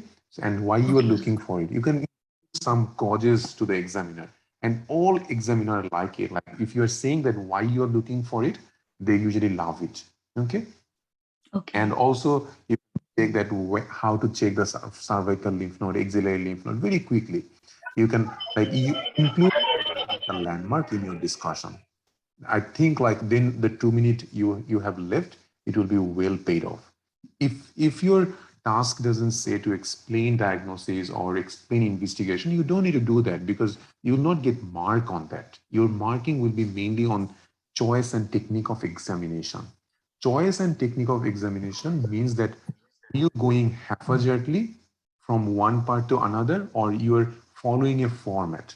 Like let's say when we when we when we went from, I think from CVS examination to the hand, it says that it was a lack of format at that time, but all other format was pretty good. So what you can do, you can start with the hand examination and then go Yes. in the, then go to the epitrochlear, then go to the face, and in that way. So you get a very good mark on choice and technique of exam. That always, if you see the marking in examination, you will find out that the marking is choice and technique of exam. Technique is that how you are explaining it, and the choice is that are you following a format in your head. Okay, but apart from that, it was really good. Did you talk about neck stiffness? No, I forgot. No. Yeah, very, very important in any rash, even though it's a herpes, most likely, any child having a rash, and this child most likely also have fever. So always neck stiffness is must. Okay. So Okay. another thing, you check the dehydration. That was really, really important. If any of you don't say that you want to check dehydration in this particular case, you will not pass. Why? Because the most important thing in a child who is having herpes stomatitis is the dehydration. And also the management depends on that. If a child is severely dehydrated because of herpes, you need to send that child to a hospital for IV fluid also, sometimes. So dehydration is must in this case. But you did really good, Dr. Alina, that you discussed that. You could add your abdominal exam in here also, not very important, but if you say that, that's not a problem. Okay. So because you have time, include all the hematological exam in here. And you did good to explain that you want to do a CNS exam because yes, any viral any viral infection in a child can involve nervous system, can cause encephalitis. All of this problem can happen. So yes, you can always discuss that as well in here. Okay, good, very good, well done. Thank you. I have one question, please. Yeah, go on. When I have some time left, can I ask the examiner that should I explain something in detail or not? Because they are not talking. If you have some time left, you can't ask them anything. You can just say that, well, now that I have finished examination, I would like to discuss some of the anatomical landmarks, especially epitrochlear, axillary. So you can just, if you think that you finished early, then you can start explaining what you have missed. In your head, you know that what you have missed because you are thinking about time. So then you can Okay. just start explaining. Okay. Yes. Thank you so much. No worries. So this case, the important thing was like everything was very good with what Dr. Anila has done. So yes, we will discuss about wipe approach. We will offer some painkiller, making sure child doesn't have any allergic reaction to painkiller, and make sure child is vitally stable. Make sure you also check for dehydration. One of the tasks is explain rash to the father. If you look at here, explain the rash and steps of PE to the father. That means one of the tasks is important, just explain what you can see looking at the rash. So you have to say that I can see Sam has got rash in the form of blisters around his mouth, mostly in the both corners of his mouth, right? Whatever you will see, you will just explain it. I can appreciate some are reddish in color, some are crusted, and some are in the form of ulcer. But there is no like gross discharge coming out of the rash, no bleeding, no bite marks, no swelling, no sign of trauma. So this is how you will explain rash to the father. Once you have done that, then you will obviously take excuse from the father, and then you go to examiner and you explain full physical examination to the examiner. So you will again say that, examiner, I have already talked about washing my hand. I introduced with the father and the patient. I took permission from the examination, and I also made sure there is a proper exposure. First of all, we will check the vitals, give the painkiller, check the sign of dehydration and growth chart. And then you will explain rash to the examiner with both patient. Similar approach, that whatever you can see, you can say that there is some vesicular rash on the surrounding the mouth, mainly on the both corner of the mouth. Some are crusted and dried, some are reddish in color, and there is a specific ulcer that I can see on the lower lip in the middle of it. Okay, so whatever you see, just explain it to the examiner again. Do the palpation, especially for change of temperature, tenderness, and blanchability.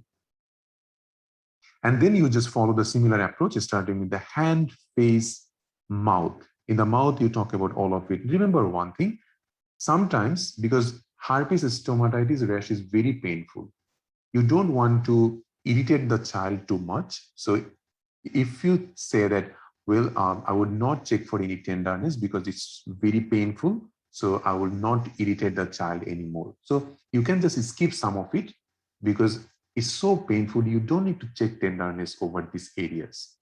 Same, you don't need to check blanchability, because when you are checking blanchability, child will start crying because it's very painful. Sometimes even if the child, you can, when you check the mouth, say that you want to first see that if child permits and it doesn't cause too much irritability in the child, then I would look inside the mouth. And that's very important. You want to look for any ulcer on the tongue or oral cavity. You want to look for all of it. Dry coated lung, dry cracked lips, strawberry tongue, tonsil enlargement, all of it you have to say. So in the neck lymph node, neck stiffness, very quickly chest CVS, then we do the abdomen and lower limb. And you can also include CNS exam because viral infection always can involve CNS. So you can also add that. Okay, so that's important to talk about in here.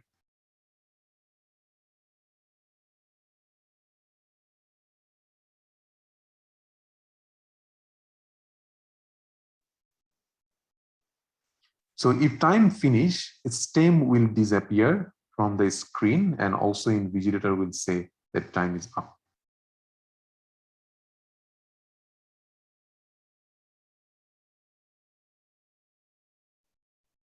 And Dr. Gray's, it's very like some of them will be repeating, like especially they have given you explain rash to the father, explain rash to the physical, to the examiner. So there will be some repetition, that's fine. But you will not discuss whole physical examination to the father. You will just discuss the steps of it. And Dr. Anila, blanchability is not important for vesicular rash, especially if it is painful.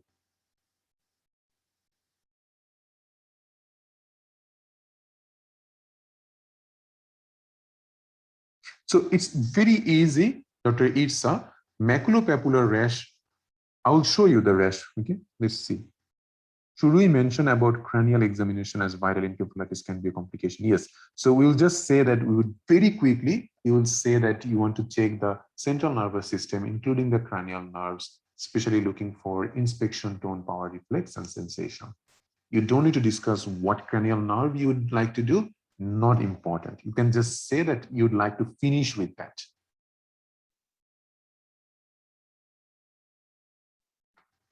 And lastly, this is another 35-year-old patient presents with a rash similar like below, history of long-standing dandruff. Explain the rash to the medical student, what physical exam you will do to him. Do not go beyond head and neck exam. This is the tricky thing, which sounds quite silly to me, but I can't say silly to the AMC, but because it's coming, you need to prepare it in this way.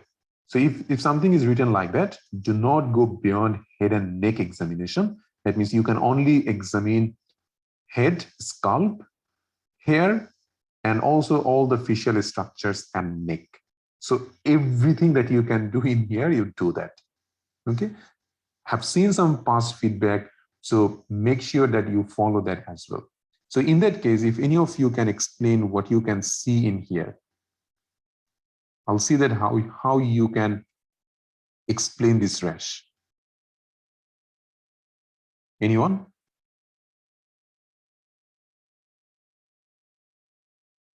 Just come online and then just say.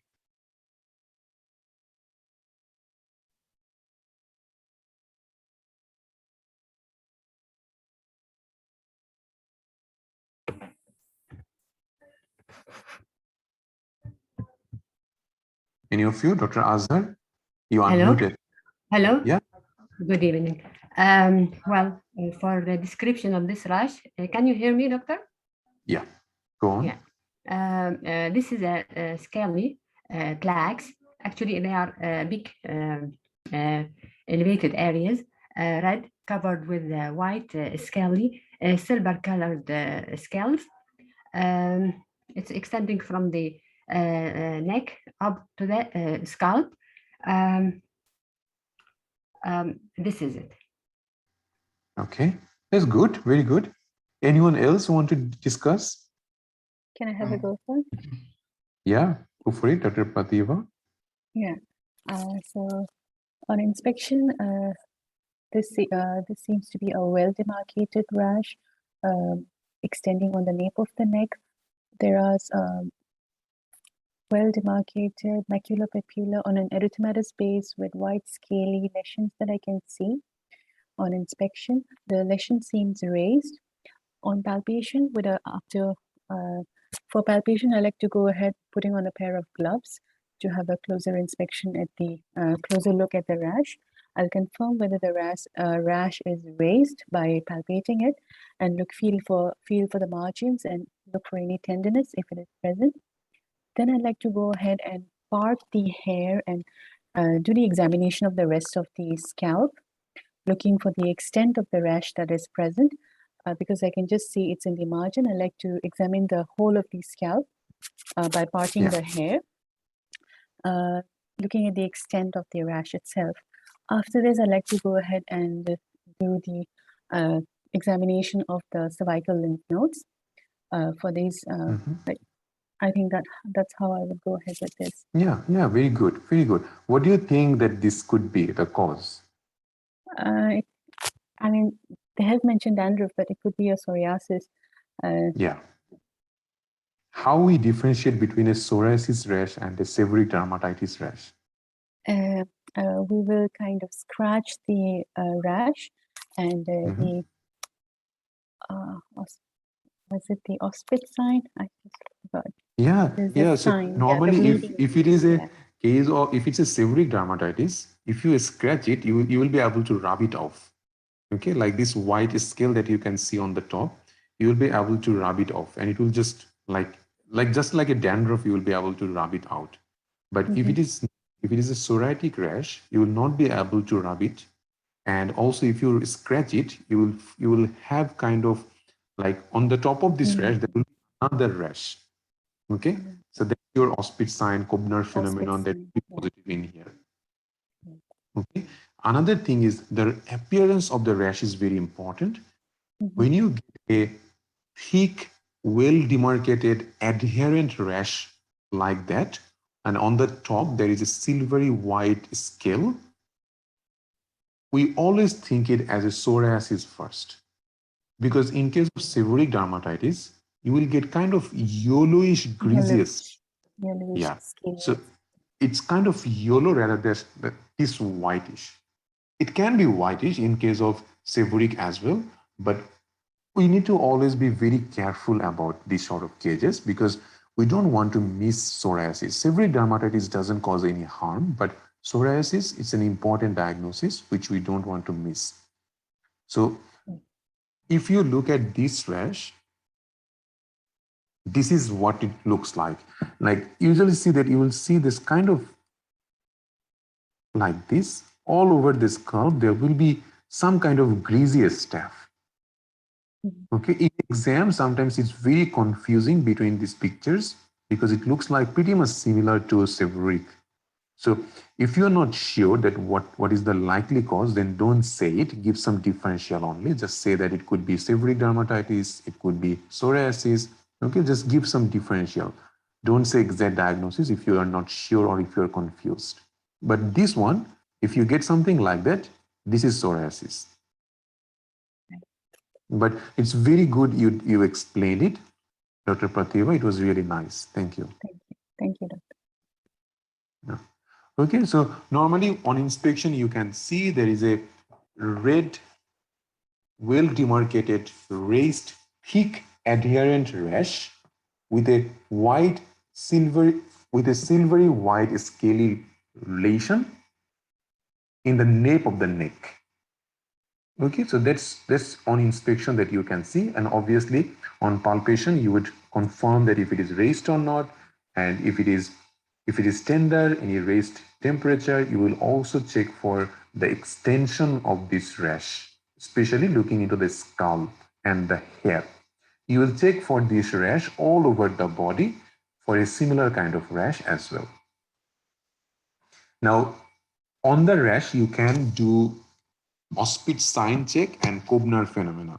What is Auspitz sign and what is Koebner phenomenon?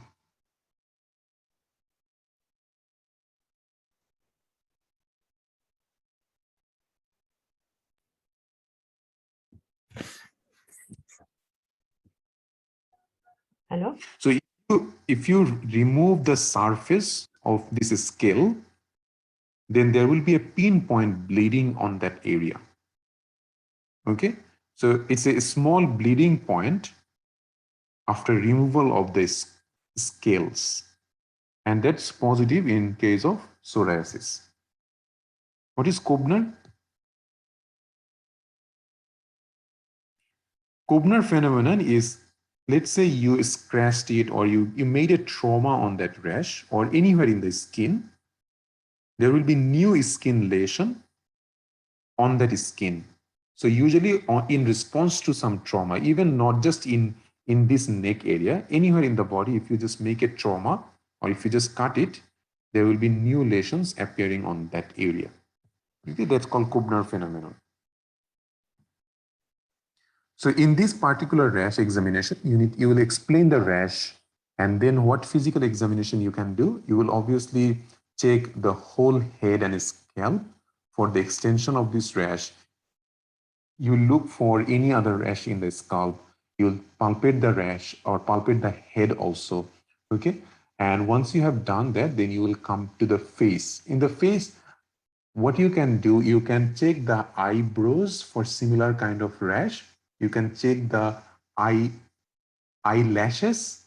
Eyelash, usually sometimes psoriasis can have association with blepharitis. Okay, you can get some kind of a scaly lesion on the eyelash, so you should look for that in here also. So eyelash and eyebrows for any scaly rashes. And once you have done that, then you just do the eye, ear, nose, mouth examination. Check the neck lymph node, and that's all you need to do. I've seen that past feedback also people do the full eye examination, full ear examination. Obviously, in 8 minutes, you will like if you just say what I have said, it will take only 4 minutes highest. So in another 4 minutes, you can just say that you want to do full eye examination and full ear examination. I don't have any idea why we need to do that, but again, the physical examination says that do not go beyond head and neck. So just do that for the purpose of the exam. It's insane, but again, we don't have anything to do.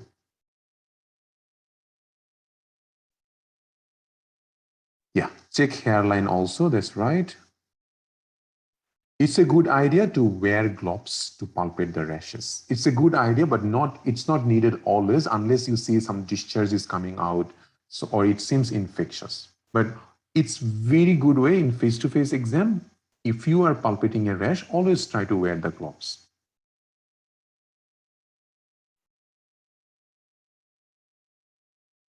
And Dr. Naharuma's second picture diagnosis is seborrheic dermatitis.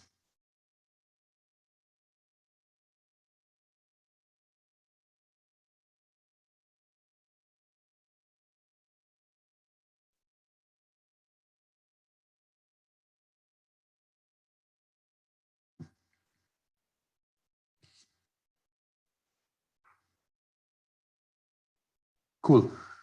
So that's pretty much everything about rash exam. Do you guys have any question in your head? I know that this is a lot, but trust me, there are 6 or 7 cages in here, okay, which you might get really difficult if you don't have any idea what you're dealing with. But now you know what to add, what to discuss, and at least you have got some idea about when to explain or how to explain to the medical student, to the examiner, to the patient. If not mentioned about head and neck, usually they do. If not, then you have to do whole hematological exam. Yeah. But if it is a psoriasis, you should not forget about checking the joint, especially DIP joint in the hands, checking for psoriatic nail changes. Okay, those are important as well. And also check for any psoriatic arthritis. And do not forget about, especially blepharitis is very important, so don't forget about that as well.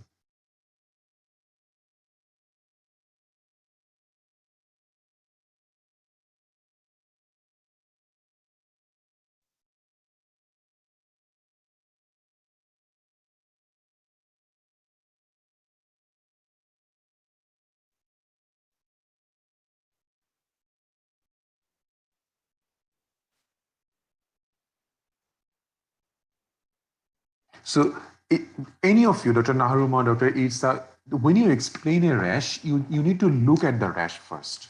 And you just need to think that what type of rash it is, where is the rash? Okay, so what is the type of the rash? Is it a maculopapular rash? Does it looks like bleeding spot like purpuric or petechial rash? Or is kind of blister, which is vesicular rash? So these are the main 3 rash type. Then you need to see what is the site. Is it in the lower leg? Is it all over the body? And then you look for any scale on the top. You look for any discharge coming out of it. You look for any obvious bleeding. Okay. You look for any scratch mark, any injection, or any bite mark. This is how you just explain. Okay. It's very easier. So it's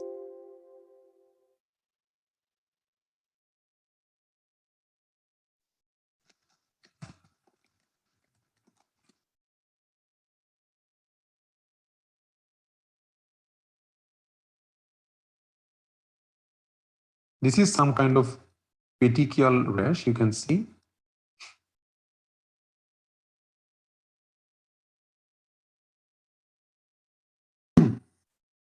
See in here, so bleeding spots looks like this. So you can say that, well, I can see there is a widespread petechial or purpuric rash on the right lower leg.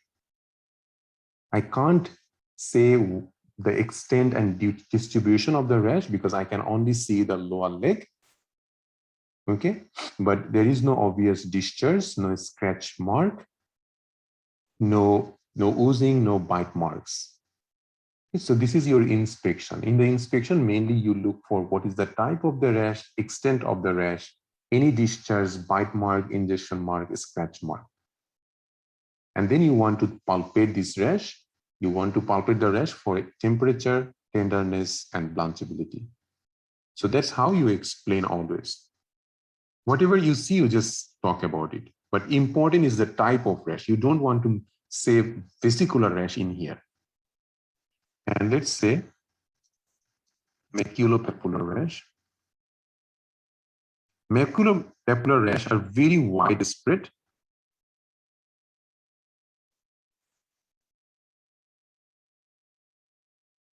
See this one? This is kind of maculopapular rash. It's red erythematous, okay, and it's very widespread. So that's an example of maculopapular rash. And vesicular rash, you already understand, so it's a kind of vesicles. This one is kind of vesicular rash. Okay, see the vesicles, the blisters in here.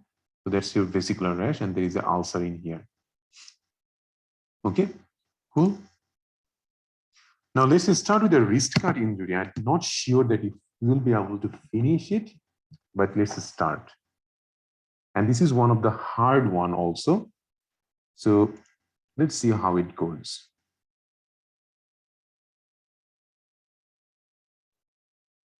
Most of the viral infections and drug-induced rashes are maculopapular rash.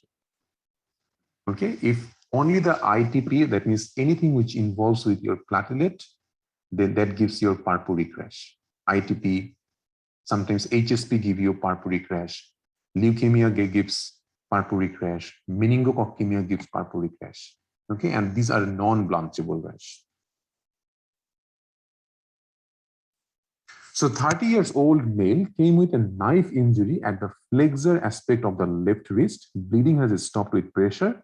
Teach medical student about physical examination with anatomical landmark and give diagnosis with reason. Okay, so wrist cut. Today, we are not doing the full hand examination, so do not go in detail about it, especially understand what you need to examine in this patient. But there is a whole lot of hand examination. We'll do it in one class. Okay, but today, mainly understand this case and remember the format. So obviously, you will introduce with the medical student. Introduction with the medical student is important, so always make a good rapport with him. So say that, hi, John, this is Dr. Arshan. Nice to meet you. How are you doing today? Yes, doctor, I'm fine. Well, can I ask you which year are you in at the moment? So doctor, I'm in 4th year. Oh, that must be really exciting for you. You must be enjoying your medical life. Yes, doctor. Well, today I have got an exciting case to discuss with you. Okay, so let's see. We have got a patient who is a 30 years old male coming with a knife injury at the flexor aspect of his left wrist, as you can see in the picture. There was some bleeding initially, but we have stopped it with some pressure. Now, we are going to examine this patient, especially involving the hand, to look for any injury to the nerves, to the blood vessels, and to the tendons. I will try to explain each and everything with you, but before I examine, I will take permission from my patient that if he is happy for you to stay with me. And if he's happy, then we will start examining. Is that okay with you? Yes, doctor, that's fine. Okay, so before doing any examination, Sam, that we need to make sure that we wash our hands. See that the important thing when you are explaining these kind of things to a medical student, start with explaining the case first. Sometimes some of the cases you can also give some differential diagnosis to them, and then you can start. And it makes a good starting of the case. So always we start with washing our hands, we introduce ourselves, and then we take permission for examining, and we make sure there is a proper exposure of the examining parts. Because this patient had a wrist cut injury and there was some bleeding, we will first make sure that if his vitals are all good, so we'll check his blood pressure, pulse, respiratory rate, oxygen saturation, and temperature. Once we make sure his vital is stable, we can start our examination. He might be in some kind of pain, so we can offer some painkiller, making sure he doesn't have any allergy. First, we'll start by looking at his general appearance to see how is he distressed, is he in obvious pain, is he uncomfortable or not. And then we will start our examination, focusing on the hand first. Always when you are examining one hand, always try to compare with the other hand, and it gives you a whole lot picture to compare with each other. Okay, so now first start with the hand inspection. In inspection, we will start in the palmar side first. In the palmar side, you can see there is a longitudinal cut wound at the wrist, about 5 to 6 centimeters in size, but there is no active bleeding, no thinner or hypothinner muscle wasting. So you can just show it on the video that this is the thinner muscle and this is the hypothinner muscle. So this is the thinner, this is the hypothinner. So just show it when you're explaining on the video. So no thinner, hypothinner wasting, and you can see the normal finger posture is lost. When you keep your finger on the table, you will always find out that your fingers are curling towards you. That means having a slight flexion posture, right? So that flexed posture is normal. And if it is lost, that means maybe there is a damage to some of the tendon in here. So that's the important finding that you don't want to miss in here.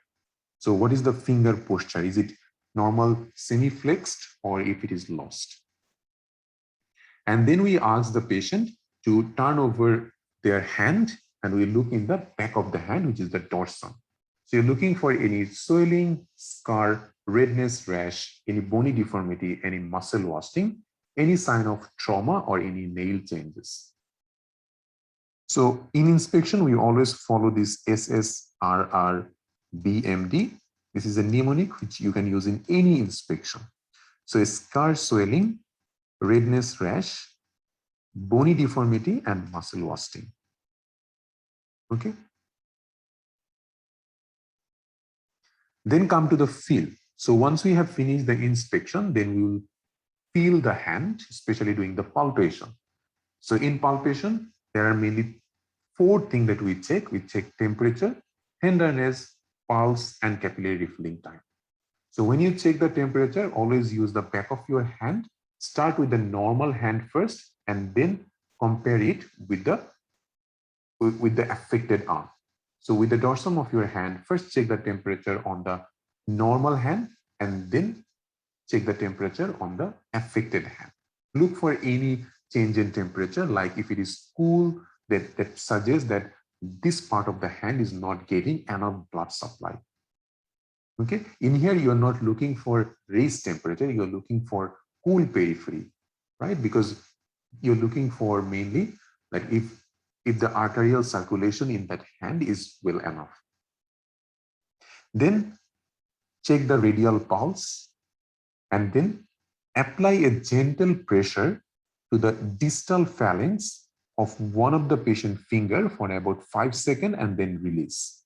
So that's how we check capillary refilling time. Usually we use the thumb. So apply a gentle pressure on the thumb and usually keep it for 5 seconds and then release. In a healthy patient, the color should get back in less than 2 seconds. If it is more than 2 seconds, that suggests lack of blood supply in this part. Okay, so why we are checking pulse and capillary refilling time in here, it's very important because we are mainly looking for any injury to the vessels. Okay, so pulse, capillary refilling time, you can't miss it in here. Once you have done that, now sometimes we also check for tenderness. In here, you can check the tenderness if you want, but it's not very, very important. Okay, but in our hand examination, we will show you how to check for tenderness in hand. So once you have done the look, feel, then move. In the movement, because this is mainly hand examination, your movement will include wrist movement, finger movement, and also the thumb movement. Today, we'll not show you how to do that, but in our upper limb or in the hand examination class, we'll exactly show you how to do those movements so that you can find it in our face-to-face exam. So in the movement, we check for wrist flexion and extension. So this is called wrist. This one is the wrist extension. So you can always ask the patient, so can you please bend your wrist upward like this? So you can show it to the patient and patient will do like that. That's the wrist extension.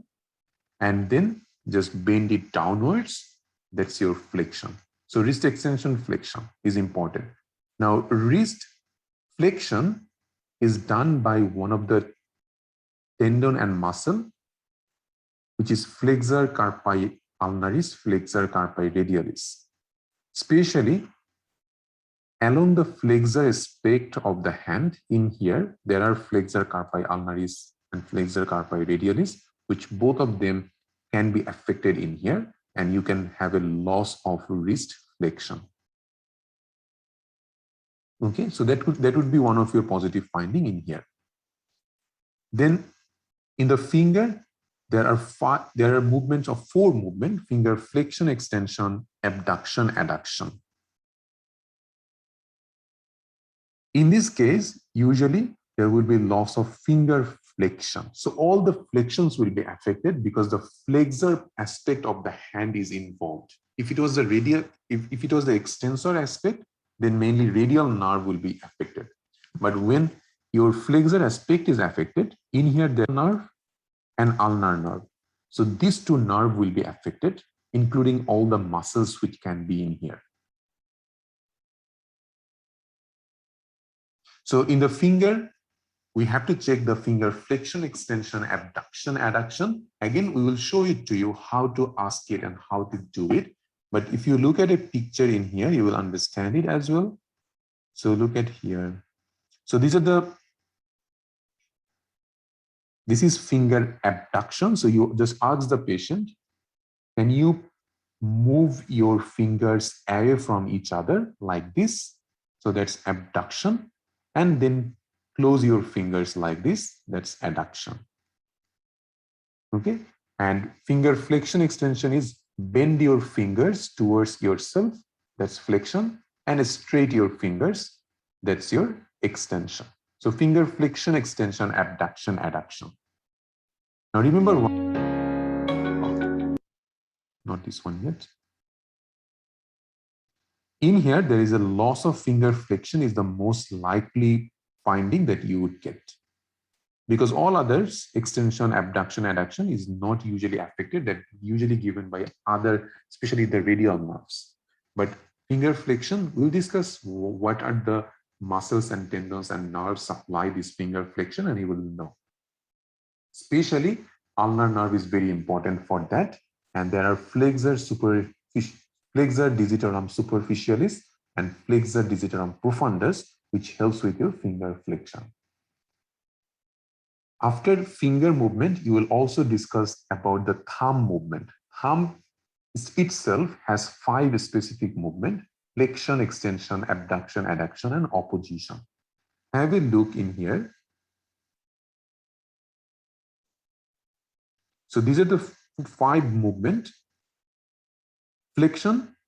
So can you please move your thumb? Okay, can you please move your thumb towards your little finger like this? So that's flexion.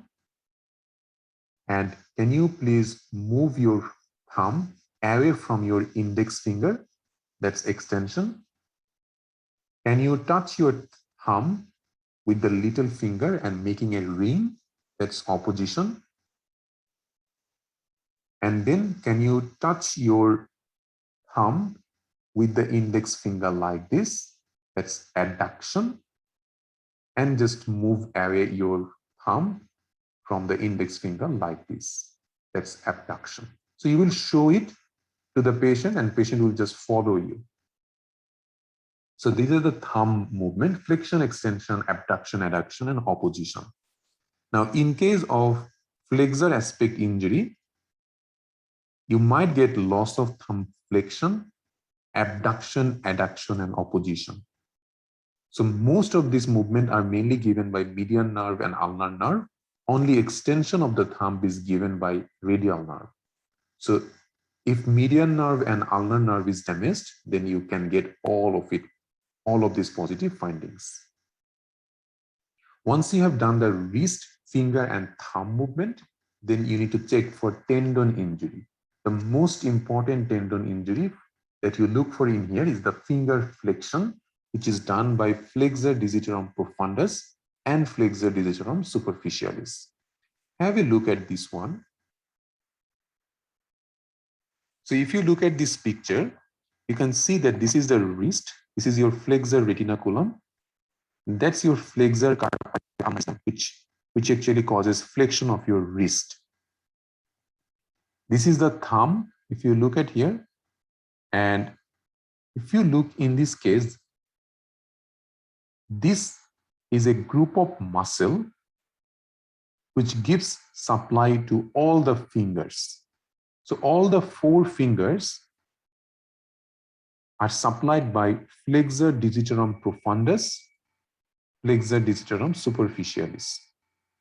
Flexor digitorum superficialis helps with movement, especially helps with flexion of your proximal interphalangeal joint.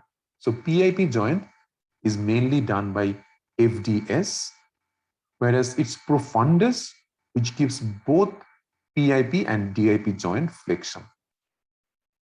Okay, so profundus will give both PIP and DIP, distal interphalangeal joint flexion. Only problem happens because you can't specifically say if flexor digitorum superficialis tendon is damaged, because sometimes flexion is also, like flexion of the PIP joint is also done by the FDP. So that's why we need to do a specific test to find it out. Let me show you a video which will give you more better idea. So to differentiate between FDP and FDS, we ask the patient to hold down flat all the fingers but one. Then ask the patient to flex the remaining finger at the PIP joint. Okay, let's have a look. Now, if you look at here, see that one muscle and it giving a 4 tendon like that. And this is your flexor digitorum profundus.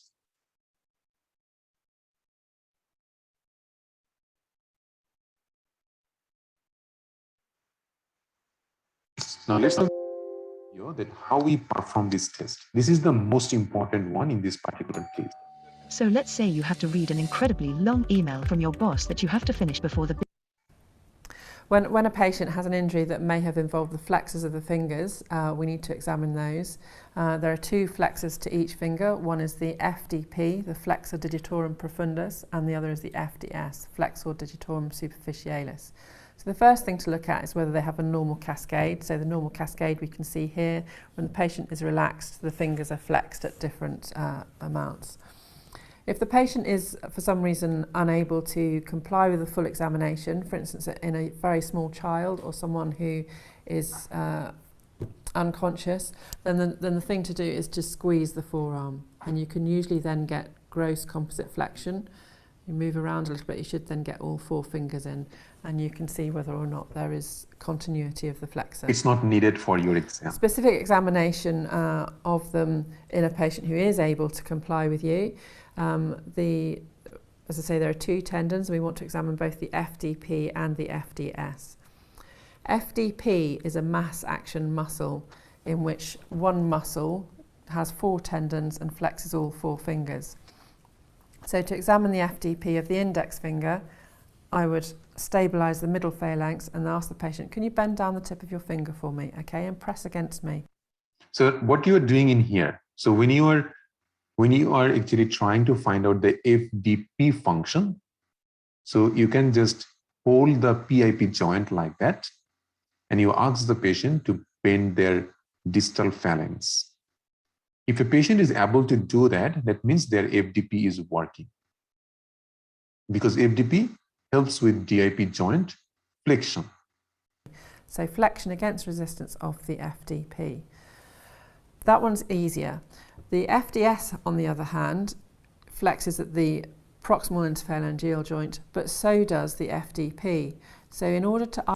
So this is the problem, right? You do understand, like FDS supplies the PIP, so it helps with PIP joint flexion.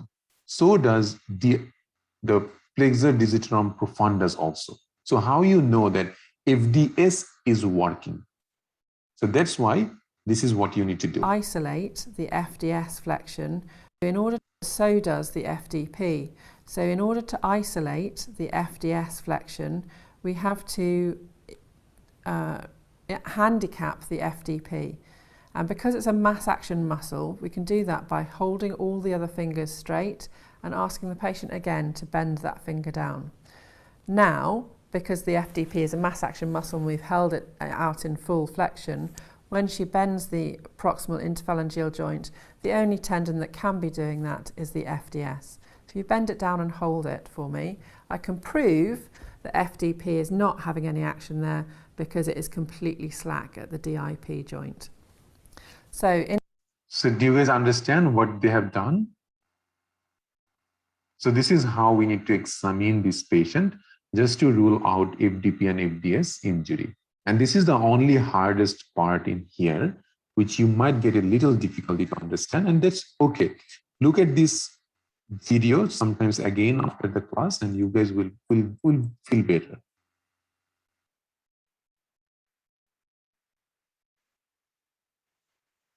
All right, so that's your movement.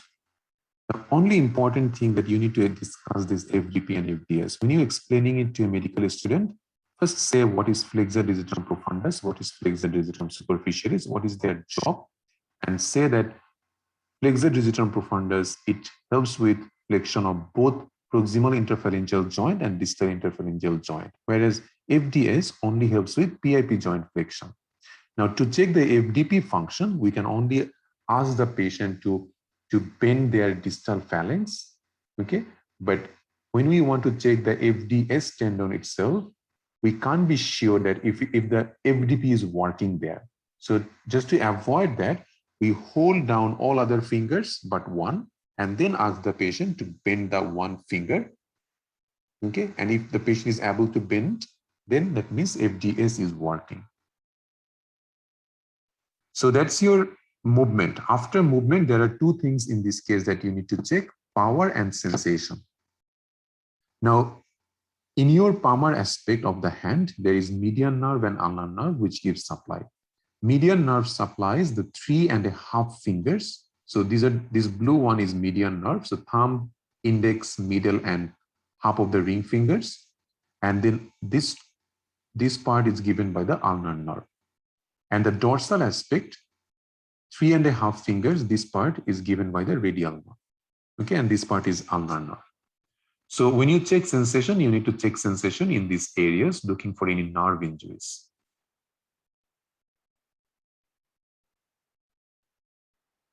Now, if you look at here, these are the function of each of the movement that you are doing. So flexion of the wrist is done by flexor carpi radialis and ulnaris, which supplied by both ulnar and radial nerve. The finger flexion is done by FDS and FDP. Abduction and adduction of the finger is done by interosseous muscles, which is supplied by ulnar nerve. Thumb abduction is done by abductor pollicis brevis, median nerve. Adduction, adductor pollicis, ulnar nerve. Opposition, median and ulnar nerve. Now, it must be very, very hard for you to even memorize these things, but try to remember at least that what are the muscles and which nerve is usually supplied by what. Because if the task says that discuss with the medical student with the anatomical landmark, you need to explain these things. Okay, so just give it a read and just try to memorize the function of each of those nerves. So after the look, feel, move, then power and sensation. You can start with the sensation only at the hand. You don't need to do the full dermatome. So you can check thinner, hypothinner, index finger, little finger, and anatomical snap box. Index finger is mainly for median nerve, little finger for ulnar nerve, anatomical snap box for radial nerve. In this case, because median and ulnar nerve is most likely affected, you will get loss of sensation in the whole palmar aspect of the hand. And how to check sensation, we'll discuss it in our neurology class. And lastly, you will discuss about the power. In hand, when we check the power, we usually start with C5, C6, C7, C8, and T1. But because this is a distal hand injury, we can only check the C8 and T1 power, and we can check the median nerve and ulnar nerve power. So when you check C8, you just ask the patient to squeeze my fingers with your fist, and T1 is a spread your fingers. So if we look at here,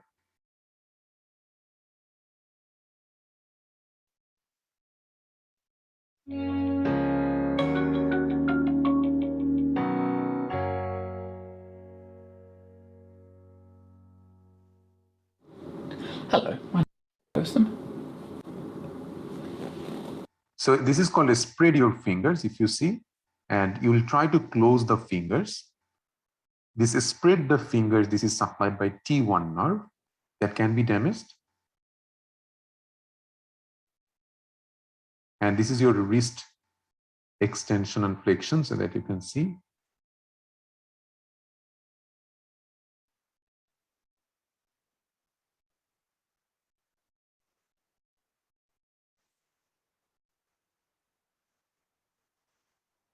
And this is how you will put your fingers and you'll ask the patient, can you please squeeze my fingers? Try and break and really go for it. That's fine, and relax.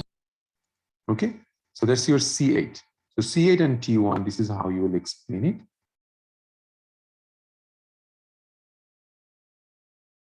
And lastly, for median nerve, we do pen touch test. And for ulnar nerve, we check Froment sign or card test.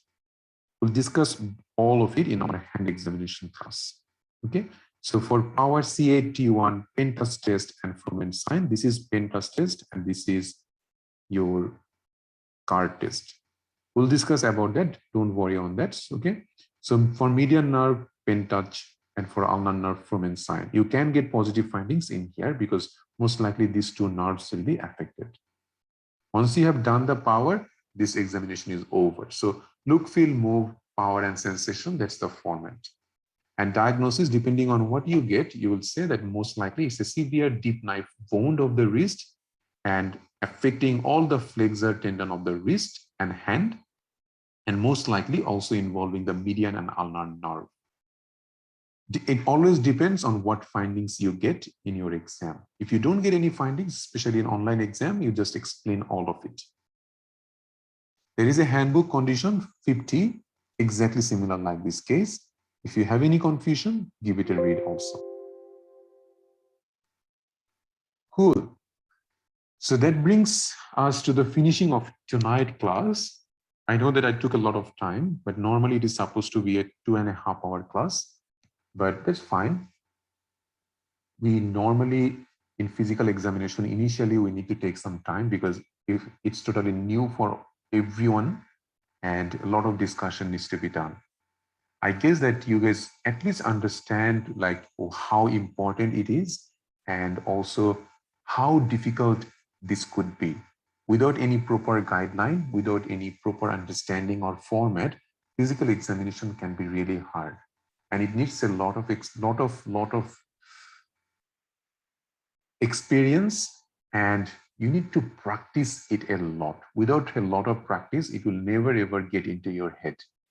Only with a lot of practice, these things can be avoided. Like you might pass this case in the exam. Otherwise, I have seen like we have been taking exam, like a mock exam every month.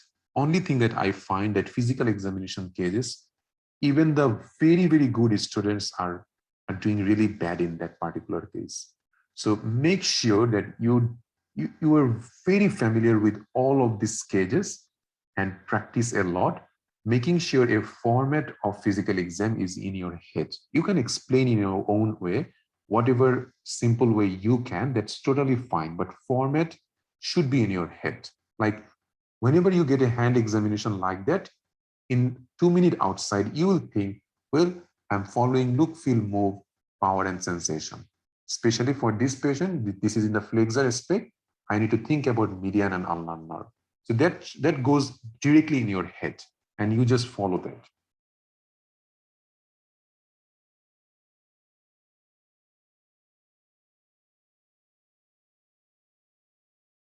Yeah, so recording will be given in our First Aid AMC Facebook group, or maybe also in the website, you might get it.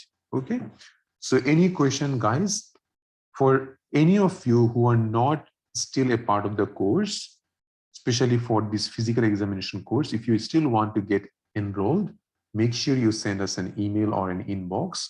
Our next class is on Wednesday. No, Saturday. Sorry, today is Wednesday, right? Yeah. So Saturday is our next class. We will start with the lower limb physical examination, especially back examination, knee examination, and ankle examination. That will be our next class. Okay, I know I have added some new physical examination, which is not in your in your software yet. So we'll upload it in the software soon. Okay, thank you everyone. Any question, anything that you want to know?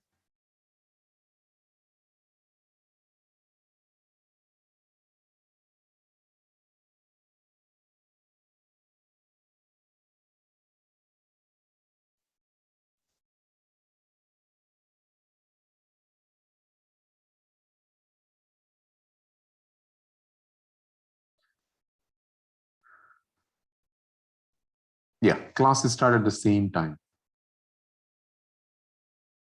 And in most likely, initially class will be 3 hours, even 3.5 hours sometimes.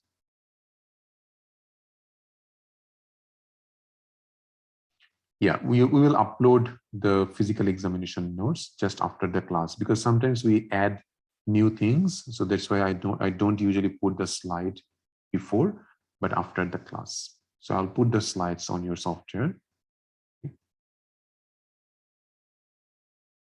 Cool. Let's stop it here tonight, guys. If any questions, anything about those 2 cages, ask me in the next class as well. Thank you all. Have a good night.